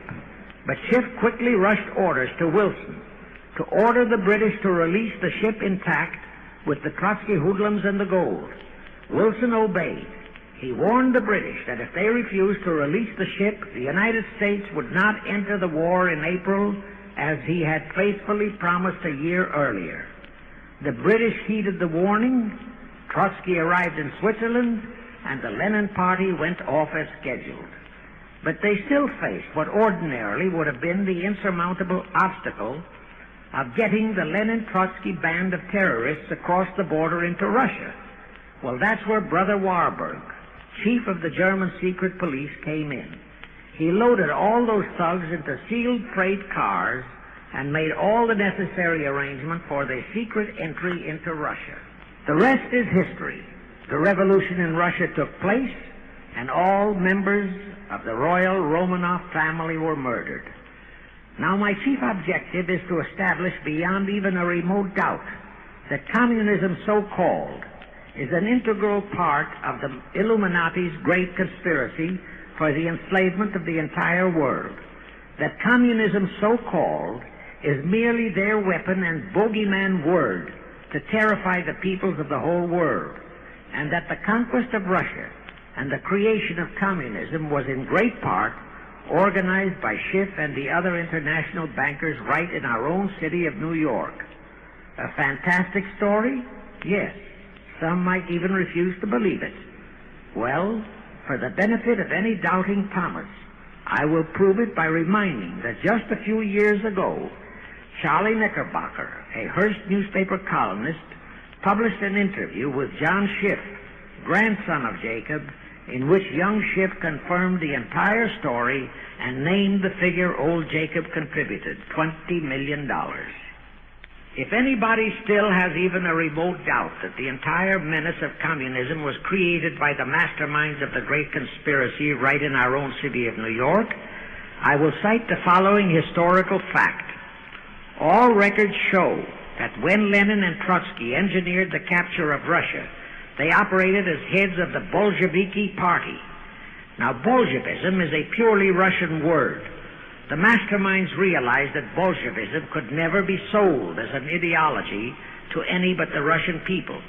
So in April 1918, Jacob Schiff dispatched Colonel House to Moscow with orders to Lenin, Trotsky, and Stalin to change the name of their regime to the Communist Party and to adopt the Karl Marx Manifesto as the constitution of the Communist Party. Lenin, Trotsky, and Stalin obeyed. And that year of 1918 was when the Communist Party and the menace of communism came into being. All this is confirmed in Webster's Collegiate Dictionary, 5th edition. In short, communism was created by the capitalists. Thus, until November 11, 1918, the entire fiendish plan of the conspirators worked perfectly. All the great nations, including the United States, were war-weary, devastated, mourning their dead. Peace was the great universal desire. Thus, when it was proposed by Wilson to set up a League of Nations to ensure peace, all the great nations, with no Russian czar to stand in their way, jumped on that bandwagon without even stopping to read the fine print in that insurance policy. That is all but one, the United States, the very one that Schiff and his co-conspirators least expected would balk. And that was their one fatal mistake in that early plot. You see, when Schiff planted Woodrow Wilson in the White House, the conspirators assumed that they had the United States in the proverbial bag. Wilson had been perfectly built up as a great humanitarian. He supposedly became established as a God-man with the American people. There was every reason for the conspirators to have believed that he would easily hornswoggle Congress into buying the League of Nations sight unseen, exactly as the Congress of 1945 bought the United Nations sight unseen. But there was one man in the Senate in 1918 who saw through that scheme, just as the Russian Tsar did in 1814. He was a man of great political stature, almost as great as that of Teddy Roosevelt, and fully as astute. He was highly respected and trusted by all members of both houses of Congress and by the American people. The name of that great and patriotic American was Henry Cabot Lodge, not the phony of today who called himself Henry Cabot Lodge Jr. until he was exposed. Lodge completely unmasked Wilson and kept the United States out of the League of Nations. Here it becomes of great interest to know the real reason for the Wilson League of Nations flop. As I previously stated, Schiff was sent to the United States to carry out 4 specific assignments. Number 1 and most important was to acquire complete control of the U.S. money system. Number 2, as outlined in the original Weishaupt Illuminati blueprint, he was to find the right kind of men to serve as stooges for the great conspiracy and promote them into the highest offices in our federal government, our Congress, our U.S. Supreme Court, and all federal agencies, such as the State Department, the Pentagon, the Treasury Department, etc. Number 3, destroy the unity of the American people by creating minority group strife throughout the nation, especially between the whites and blacks as outlined in Israel Cohen's book. Number 4, create a movement to destroy religion in the United States, with Christianity to be the chief target or victim. In addition, he was strongly reminded of the imperative directive in the Illuminati blueprint to achieve full control of all mass communications media, to be used to brainwash the people into believing and accepting all of the maneuverings of the great conspiracy. Schiff was warned that only control of the press, at that time our only mass communications media, would enable him to destroy the unity of the American people. Now then, Schiff and his co-conspirators did set up the NAACP, the National Association for the Advancement of the Colored People, in 1909. And in 1913 he set up the Anti-Defamation League of the B'nai B'rith. Both were to create the necessary strife. But in the early years, the ADL operated very timidly, perhaps for fear of a pogrom-like action by an aroused and enraged American people. And the NAACP was practically dormant because its white leadership didn't realize that they would have to develop firebrand Negro leaders, such as Martin Lucifer King, for one, to spark the then completely satisfied and contented mass of Negroes. In addition, he, Schiff, was busy developing and infiltrating the Stooges to serve in all high places in our Washington government and in the job of acquiring control of our money system and the creation of the 16th Amendment. He also was very busy with the organizing of the plot for the takeover of Russia. In short, he was kept so busy with all those jobs that he completely overlooked the supreme job of acquiring complete control of our mass communications media. That oversight was the direct cause for Wilson's failure to lure the United States into the League of Nations, because when Wilson decided to go to the people to overcome the opposition of the Lodge-controlled Senate, despite his established but phony reputation as a great humanitarian, he found himself faced by a solidly united people and by a loyal press whose only ideology was Americanism and the American way of life. At that time, due to the ineptness and ineffectiveness of both the ADL and the NAACP, there were no organized minority groups, no Negro problems, no so-called anti-Semitic problem to sway the people's thinking.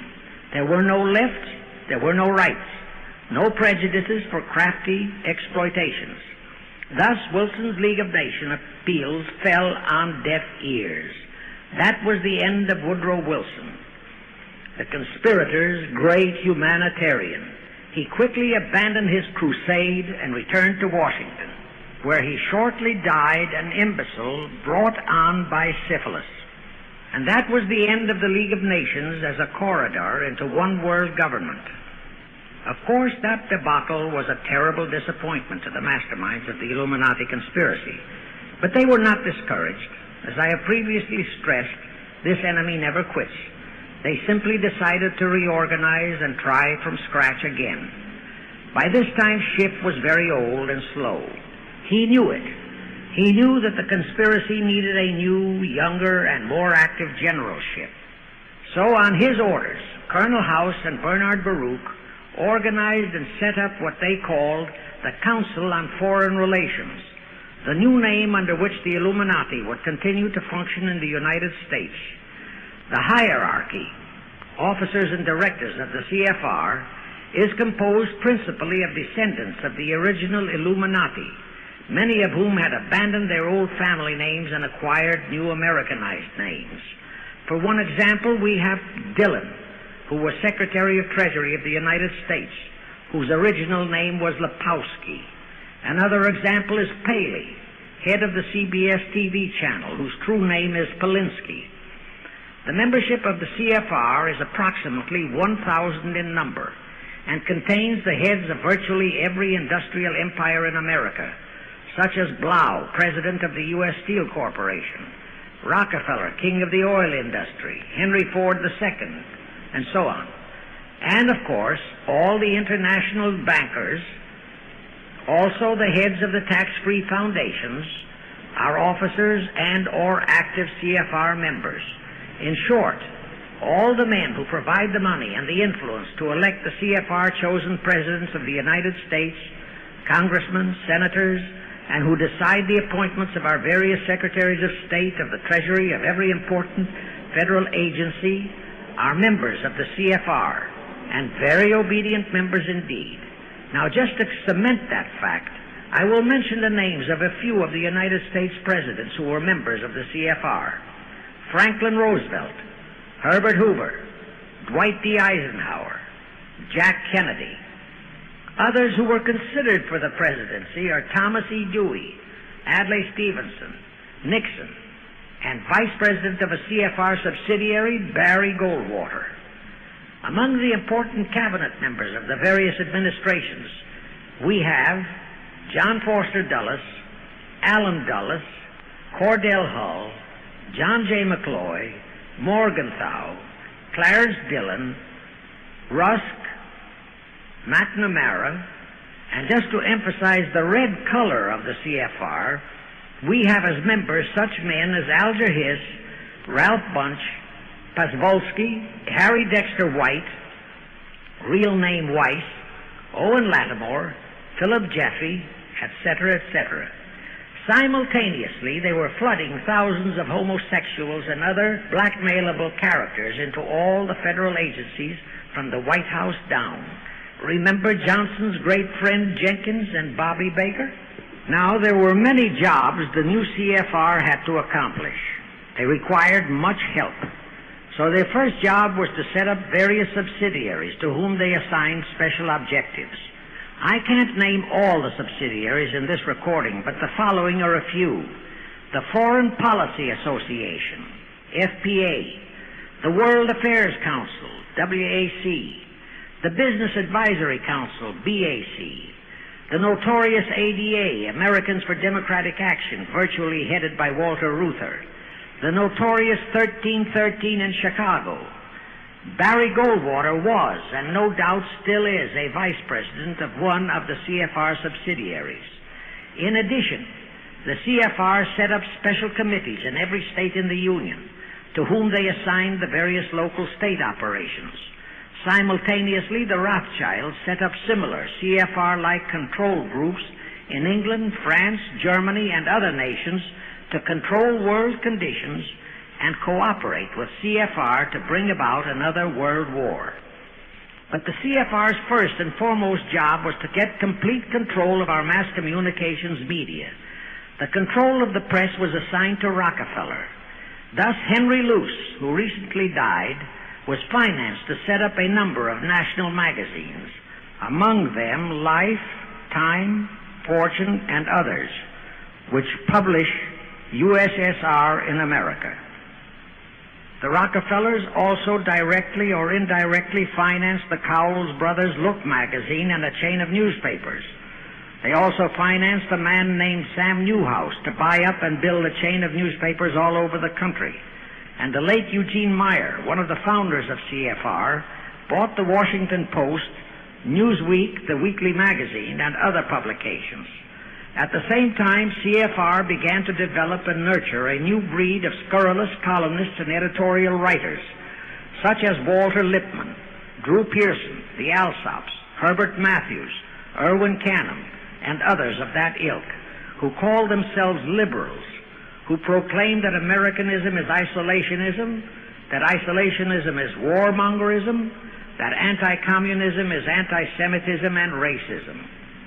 All that took time, of course, but today our entire press, except for some local small-town papers and weeklies published by patriotic organizations, is completely controlled by CFR stooges, and thus they finally succeeded in breaking us up into a nation of quarreling, wrangling, squabbling, hating factions.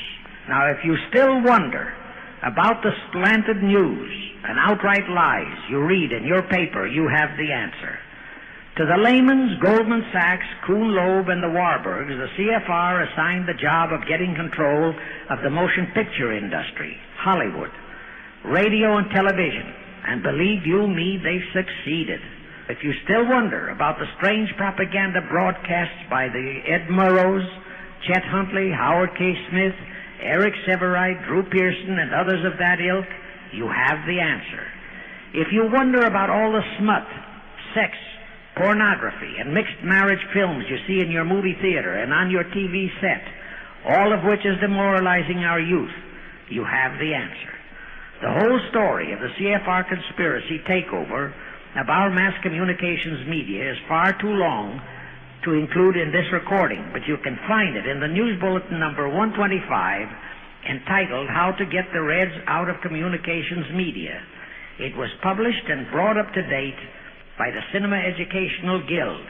It tells in detail how the press, the movies, TV, and radio have been, and still are, used to brainwash the people, to demoralize our youth, and they have been and still are encouraging and creating sympathy for the rioting Negro civil rights lawlessness. You can get a copy of this news bulletin by writing to the Cinema Educational Guild, Post Office Box 46205, Hollywood, California. Now, to refresh your memory, let's go back for a moment. Wilson's flop had torpedoed all chances of transforming that League of Nations into the conspirators' hoped-for one-world government housing. So the Jacob Schiff plot had to be done all over again, and they organized the CFR to do it. We also know how successfully the CFR did that job of brainwashing and destroying the unity of the American people. But as was the case with the Schiff plot, the climax and the creation of a new housing for their one-world government required another world war, a war that would be even more horrible and more devastating than the First World War, in order to get the people of the world to again clamor for peace and a means to end all wars. But the CFR realized that the aftermath of World War II would have to be more carefully planned, so that there would be no escape from the new one-world trap, another League of Nations, that would emerge from the new war, the trap we now know as the United Nations. And they hit upon a perfect strategy to ensure that no escape. Here's how they did it. In 1943, in the midst of the war, they prepared the framework for the United Nations, and it was handed over to Roosevelt and our State Department to be given birth by Alger Hiss, Pozwolsky, Dalton Trumbo, and other American traitors, thus making the whole scheme a United States baby. Then, to fix our parenthood, New York City was to become the nursery for the monstrosity. After that, we could hardly walk out on our own baby, now could we? Anyway, that's how the conspirators figured it would work, and so far it has. And the liberal Rockefeller donated the land for the United Nations building. The United Nations Charter was written by Alger Hiss, Pozwolsky, Dalton Trumbo, and other CFR stooges. A phony so-called UN conference was set up in San Francisco in 1945.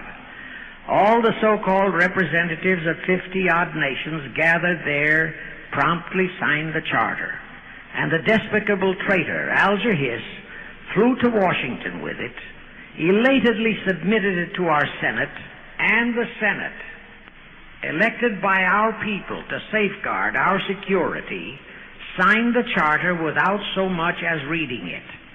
The question is, how many of our senators were even then traitorous stooges of the CFR? Anyway, it was thus that the people accepted the United Nations as a holy of holies, and enabled traitor Earl Warren to virtually destroy our Constitution by basing all his traitorous decisions on the UN Charter, thus making that charter virtually our law of the land. However, for all the dirty work that had to be done to solidify the UN, the new housing of the One World plot, they still required the aid of our leaders in Washington. So now I will emphasize the fiendish cleverness of the CFR masterminds. To the vast majority of the American people, our foreign policy for many years has been a complete enigma. Most of us simply can't understand why this great nation is seemingly floundering so helplessly in the art of diplomacy. We can't understand why our leaders are seemingly so confused and bewildered in all their dealings with Moscow, France, and other nations, and with the UN. We always hear them proclaiming that in view of our overwhelming economic and military superiority, we must always lead from strength. Yet at all the summit meetings and conferences, they cringe and stammer and stutter, and so to speak, come out with their tails between their hind legs. We can't understand the foreign aid to Tito, an avowed enemy, to Poland, an avowed enemy, to all the avowed communist nations. We can't understand why the expenditure of hundreds of billions of dollars has failed to slow down, let alone stop, the march of communism. We are perplexed by the seeming ineptness of the State Department, the Defense Department, the CIA, the USIA, of all our federal agencies. Again and again and again we have been startled, shocked, bewildered, and horrified by their mistakes in Berlin, in Korea, in Laos, in Katanga, in Cuba, in Vietnam. Mistakes that always favor the enemy, never the United States. Under the law of averages, they should have made at least one or two mistakes in our favor, but they never did. What's the answer? The answer is the CFR and the parts played by their subsidiaries and stooges in Washington. Thus we know that complete control of our foreign relation policy is the key to the success of the entire Illuminati One World plot. Here is the further proof. Earlier I fully established that Schiff and his gang had financed the Lenin-Trotsky-Stalin takeover of Russia and fashioned its communist regime into becoming their chief instrument to keep the world in turmoil and to finally terrorize all of us into seeking peace in a UN One World government. But the conspirators knew that the Moscow gang could not become such an instrument until and unless the whole world would accept the communist regime as the legitimate, de jure government of Russia. Only one thing could accomplish that: recognition by the United States. The conspirators figured that the whole world would follow our lead, and that's when the Wilson flop very nearly wrecked the entire plot. Throughout the following 3 Republican administrations, the CFR pulled every trick in their bag to induce Harding, Coolidge, and Hoover to grant that recognition, but all 3 refused. As a result, in the late 1920s, the Stalin regime was in dire straits. Despite all purges and secret police controls, the Russian people were growing more and more restive. It is a matter of record, admitted by Litvinov, that during 1931 and 1932, Stalin and his whole gang were always packed and ready for instant flight. Then in November 1932, the conspirators achieved their greatest coup. They landed Franklin Roosevelt in the White House.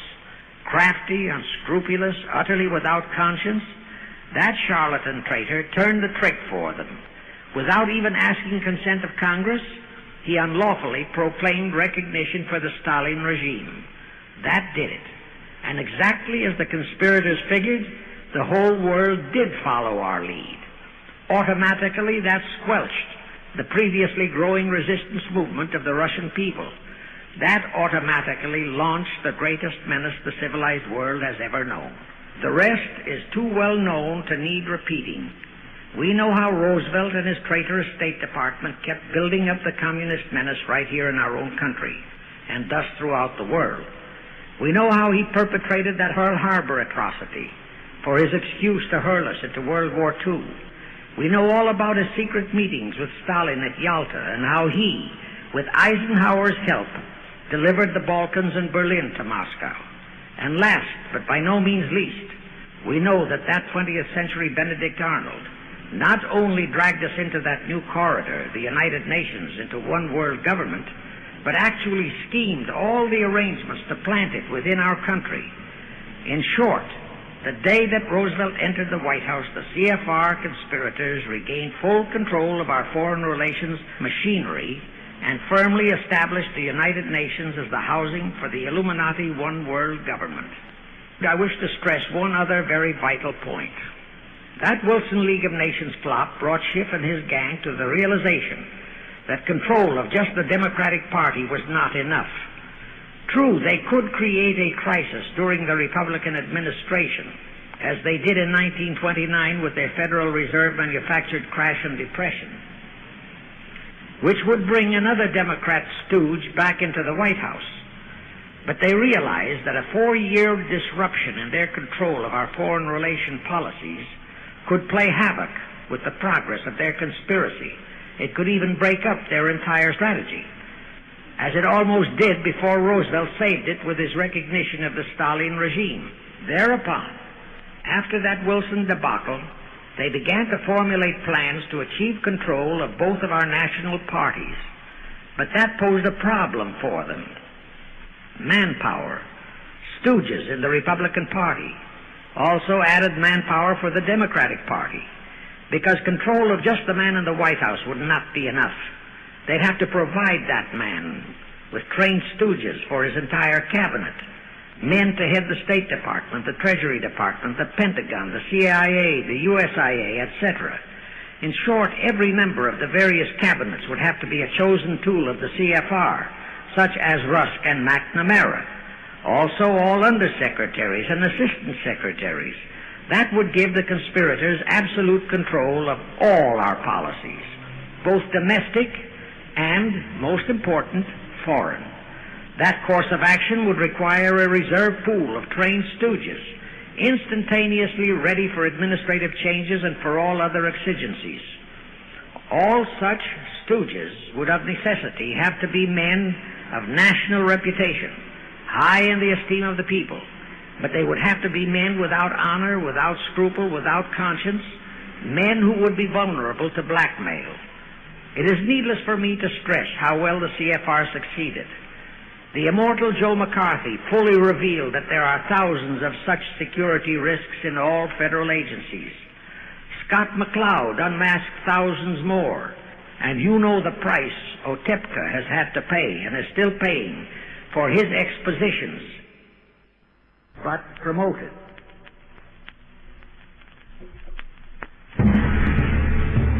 A-M-E-R-I-K-A.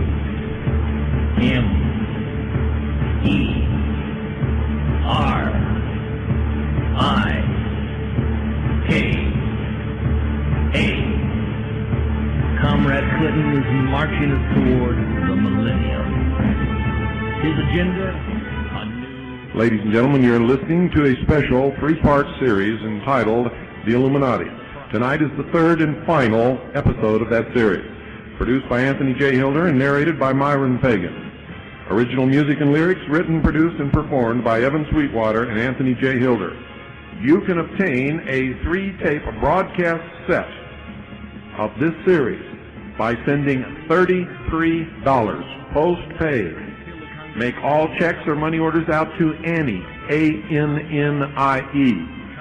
Send it to the Intelligence Service, Post Office Box 1420, Sholo, Arizona, 85901. That's $33 post-paid. Make all checks or money orders payable to Annie, A-N-N-I-E. Send them to the Intelligence Service, Post Office Box 1420, Sholo, Arizona, 85901. Listen for the address to be repeated again at the end of this broadcast. Will you allow your kids to be numbered like animals, as were the Jews and Gypsies in Nazi concentration camps? Well, they could be tracked and controlled from cradle to grave, and not raise your gun nor your voice. Have you bought Clinton's big lie and rejected the uncomfortable truth? Are we so brain-dead and fantasy-led as to be politically correct rather than spiritually right? America, God help me. Now let's go back to the crux of the whole one-world government plot and the maneuvering necessary to create another League of Nations to house such a government. As I have already stated, the conspirators knew that only another world war was vital for the success of their plot. It would have to be such a horrifying world war that the peoples of the world would cry out for the creation of some kind of a world organization that could assure everlasting peace. But how could such a war be brought about? All the European nations were at peace. None had any quarrels with their neighboring nations. And certainly their tools in Moscow wouldn't dare to start a war.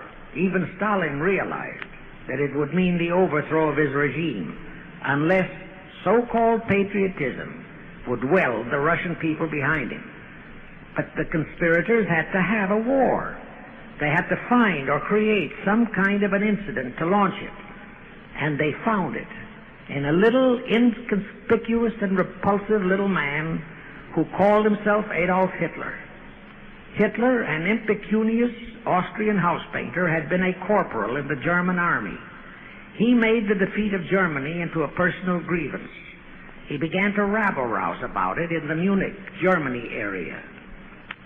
He began to spout about restoring the greatness of the German Empire and the might of the German soldiery He advocated the restoration of the old German military to be used to conquer the whole world. Strangely enough, Hitler, the little clown that he was, could deliver a rabble-rousing speech, and he did have a certain kind of magnetism. But the new authorities in Germany didn't want any more wars, and they promptly threw the obnoxious Austrian house painter into a prison cell. Aha! Here was the man, decided the conspirators, who, properly directed and financed, could be the key to another world war. So while he was in prison, they had Rudolf Hess and Goering write a book which they titled Mein Kampf and attributed the authorship to Hitler, exactly as Litvinov wrote Mission to Moscow and attributed the authorship to Joseph Davies, then our ambassador to Russia and a stooge of the CFR. In Mein Kampf, Hitler, the pseudo-author, outlined his grievances and how he would restore the German people to their former greatness. The conspirators then arranged for a wide circulation of the book among the German people in order to arouse a fanatical following for him. On his release from prison, also arranged by the conspirators, they began to groom him and finance him to travel to other parts of Germany to deliver his rabble-rousing speeches. Soon he gathered a growing following among other veterans of the war, and that soon spread to the masses, who began to see in him a savior for their beloved Germany. Then came his leadership of what he called his Brown Shirt Army and the March on Berlin. That required a great deal of financing, but the Rothschilds, the Warburgs, and others of the conspirators provided all the money he needed. Gradually, Hitler became the idol of the German people, and then they overthrew the von Hindenburg government, and Hitler became the new Führer. But that still was no reason for a war. The rest of the world watched Hitler's rise, but saw no reason to interfere in what was distinctly a domestic condition within Germany.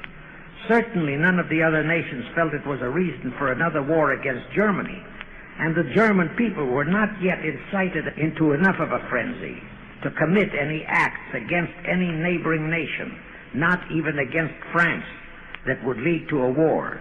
The conspirators realized they would have to create such a frenzy that would cause the German people to throw caution to the winds and at the same time horrify the whole world. And incidentally, Mein Kampf was actually a follow-up of Karl Marx's book, A World Without Jews.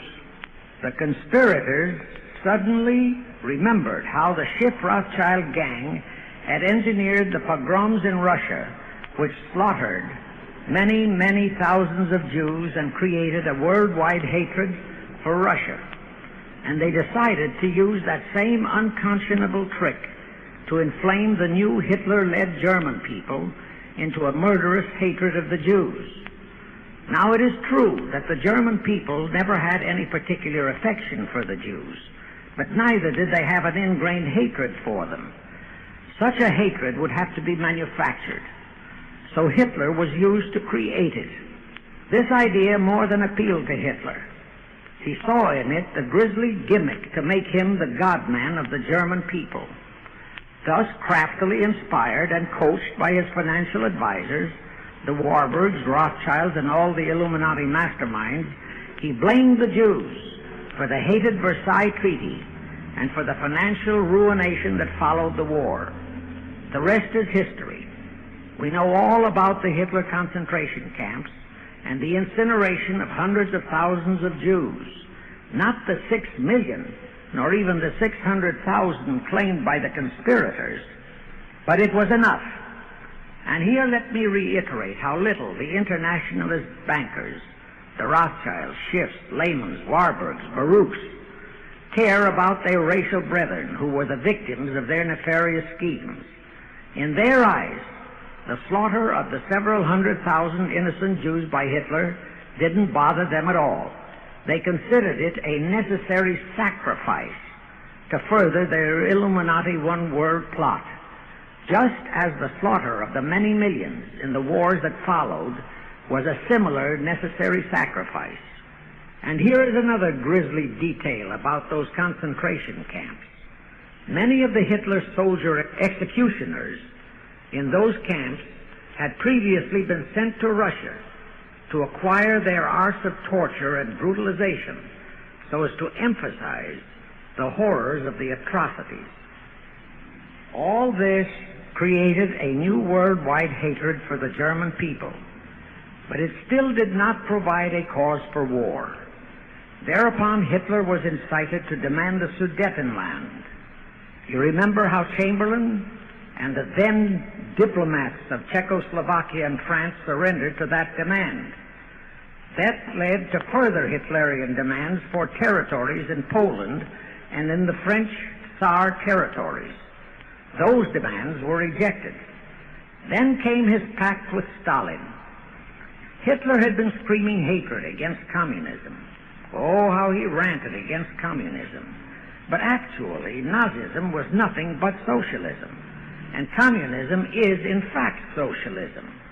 But Hitler disregarded all that. He entered into a pact with Stalin to attack and divide Poland between them.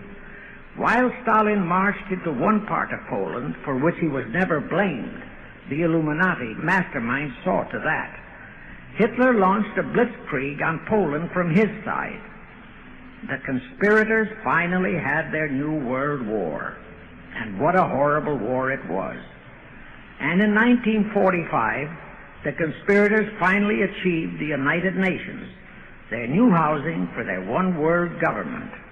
And truly amazing, all of the American people hailed this foul outfit as a holy of holies. Even after all the true facts about how the UN was created were revealed, the American people continued to worship that evil outfit. Even after Alger Hiss was unmasked as a Soviet spy and traitor, the American people continued to believe in the UN. Even after I had publicly revealed the secret agreement between Hiss and Molotov that a Russian would always be the head of the military secretariat, and by that token, the real master of the UN, most of the American people continued to believe that the UN could do no wrong.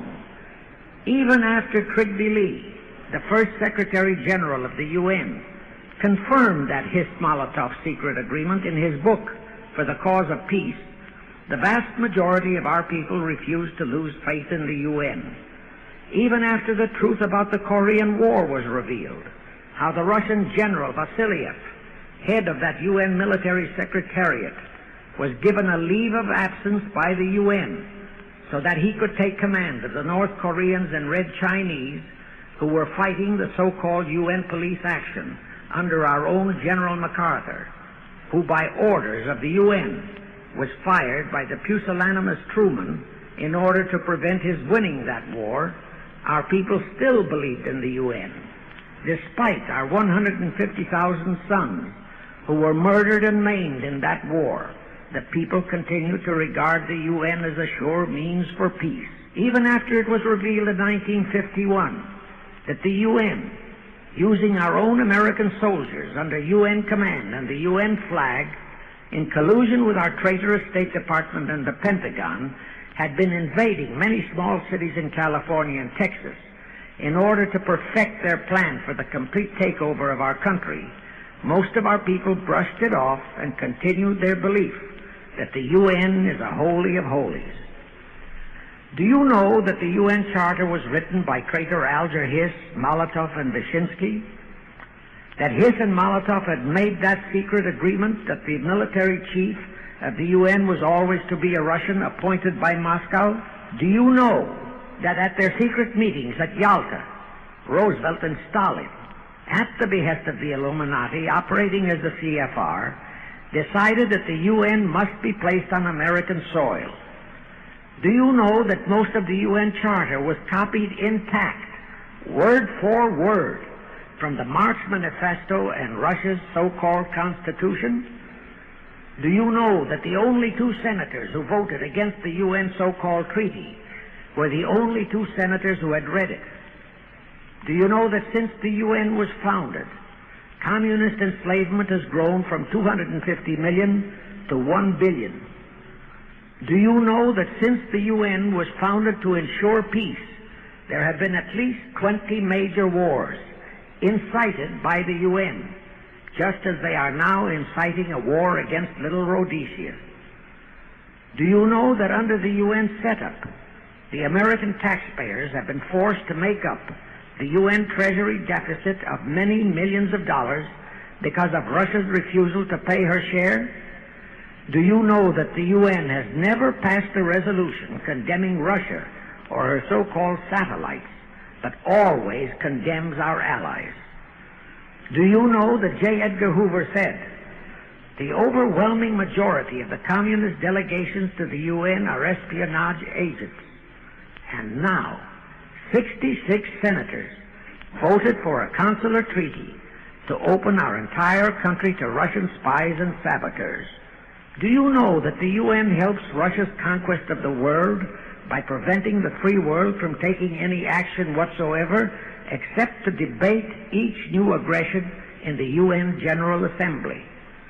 Do you know that at the time of the Korean War, there were 60 nations in the UN, yet 95% of the UN forces were our American sons, and practically 100% of the cost was paid by the United States taxpayers?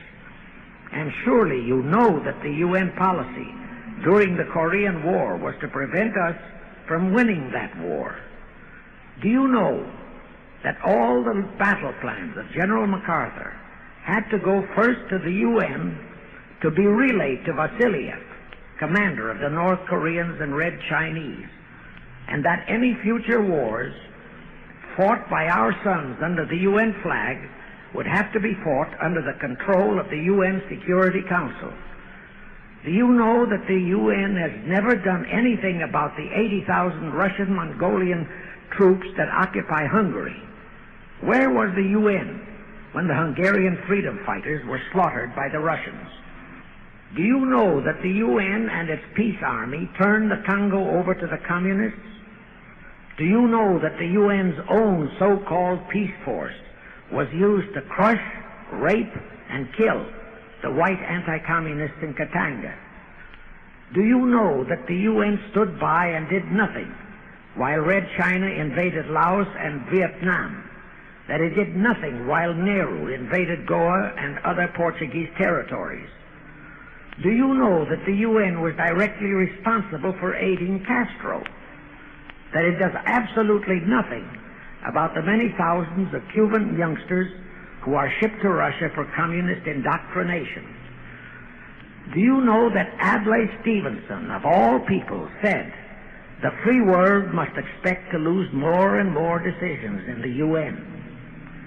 Do you know that the UN openly proclaims that its chief objective is one-world government, which means one-world laws, one-world court, one-world army, one-world navy, one-world air force, one-world schools, and a one-world church in which Christianity would be prohibited? Do you know that a UN law has been passed to disarm all American citizens and to transfer all our armed forces to the UN? Such a law was secretly signed by Saint Jack Kennedy in 1961. Do you realize how that fits in with Article 47, Paragraph 3 of the UN Charter, which states, I quote, "The Military Staff Committee of the UN shall be responsible through the Security Council for the strategic direction of all armed forces placed at the disposal of the Security Council," unquote. And when and if all our armed forces are transferred to the UN, your sons would be forced to serve and die under UN command all over the world. This will happen unless you fight to get the U.S. out of the UN. Do you know that Congressman James B. Utt has submitted a bill to get the U.S. out of the UN and a resolution to prevent our president from forcing us to support the UN embargoes on Rhodesia? Well, he has. And many people all over the country are writing to their representatives to support the Utt bill and resolution. And did you know that to offset the Utt bill and resolution, 50 congressmen, spearheaded by Schweiker and Moorhead of Pennsylvania, have introduced a bill to immediately transfer all our armed forces to the UN. Can you imagine such brazen treason? Is your congressman one of those 50 traitors? Find out and take immediate action against him, and help Congressman Utt. Now, do you know that the National Council of Churches passed a resolution in San Francisco which states that the United States will soon have to subordinate its will to that of the UN, and that all American citizens must be prepared to accept it? Is your church a member of the National Council of Churches? In connection with that, bear in mind that God is never mentioned in the UN Charter, and their meetings are never opened with prayer. The creators of the UN stipulated in advance that there should be no mention of God or Jesus Christ in the UN Charter or in its UN headquarters. Does your pastor subscribe to that? Find out. Furthermore, do you know that the great majority of the so-called nations in the UN are anti-Christianity? That the UN is a completely godless organization by orders of its creators, the CFR Illuminati. Now, have you heard enough of the truth about the Illuminati's United Nations? Do you want to lead your sons and our precious country to the unholy mercy of the Illuminati's United Nations? If you don't, write, telegraph, or phone your representatives and senators that they must support Congressman Utt's bill to get the U.S. out of the UN and the UN out of the U.S. Do it today, now, before you forget. It is the only salvation for your sons and for our country. Now I have one more vital message to deliver. As I told you, one of the 4 specific assignments Rothschild gave Jacob Schiff was to create a movement to destroy religion in the United States, with Christianity to be the chief target. For a very obvious reason, the Anti-Defamation League wouldn't dare to attempt it, because such an attempt could create the most terrible bloodbath in the history of the world, not only for the ADL and the conspirators, but for the millions of innocent Jews. Schiff turned that job over to Rockefeller for another specific reason. The destruction of Christianity could be accomplished only by those who are entrusted to preserve it, by the pastors, the men of the cloth. As a starter, John D. Rockefeller picked up a young so-called Christian minister by the name of Dr. Harry F. Ward, Reverend Ward, if you please. At that time, he was teaching religion at the Union Theological Seminary. Rockefeller found a very willing Judas in this reverend. Thereupon, in 1907, he financed him to set up the Methodist Foundation of Social Service. And Ward's job was to teach bright young men to become so-called ministers of Christ and to place them as pastors of churches. While teaching them to become ministers, the Reverend Ward also taught them how to very subtly and craftily preach to their congregations that the entire story of Christ is a myth, to cast doubts on the divinity of Christ, to cast doubts about the Virgin Mary. In short, to cast doubts on Christianity as a whole. It was not to be a direct attack, but much of it by crafty insinuation that was to be applied in particular to the youth in the Sunday schools. Remember Lenin's statement, "Give me just one generation of youth, and I'll transform the whole world."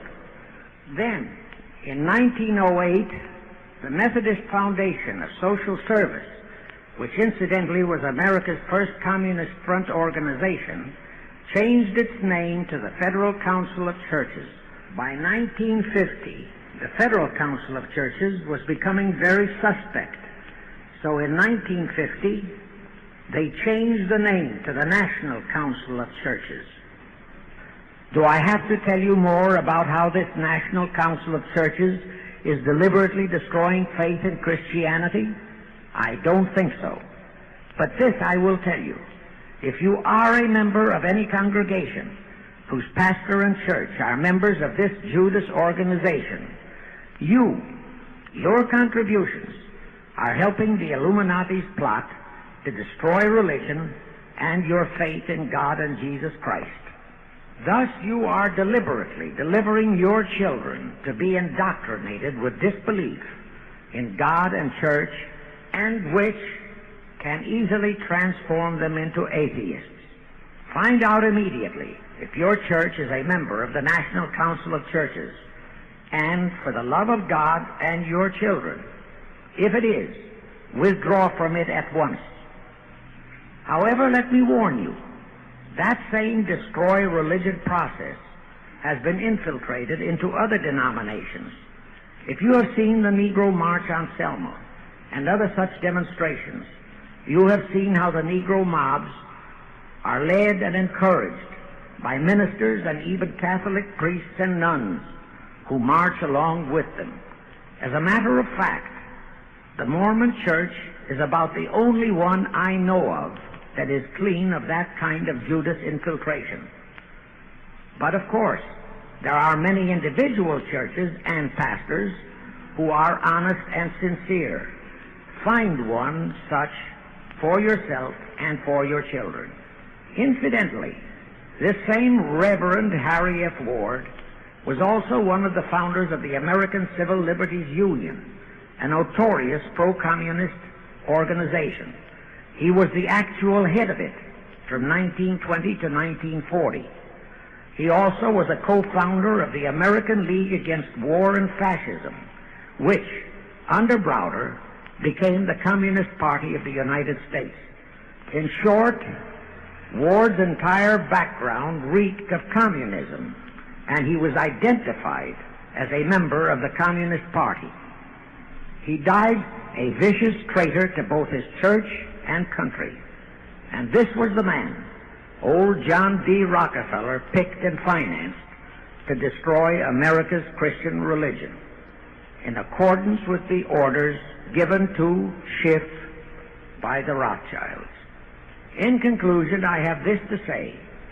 You probably are familiar with the story of how one Dr. Frankenstein created a monster to do his will of destroying his chosen victims, but how instead, in the end, that monster turned on his own creator, Frankenstein, and destroyed him. Well, the Illuminati, CFR, has created a monster called the United Nations, who, supported by their minority groups, rioting Negroes, the traitorous mass communications media, and the traitors in Washington, was created to destroy the American people. Well, we know all about that many-headed Hydra monster. We know the names of those who created that monster. We know all their names. And I predict that one fine day the American people will come fully awake and cause that very monster to destroy its creator. True, the majority of our people are still being brainwashed, deceived, and deluded by our traitorous press, TV, and radio, and by our traitors in Washington.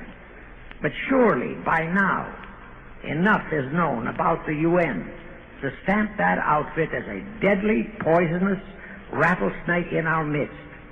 My only wonder is what it will take to awaken and arouse our people to the full truth. Perhaps this record will do it.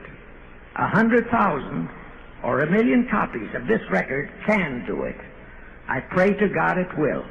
And I pray to Him to inspire you, all of you, to spread this story via this record to all loyal Americans in your community.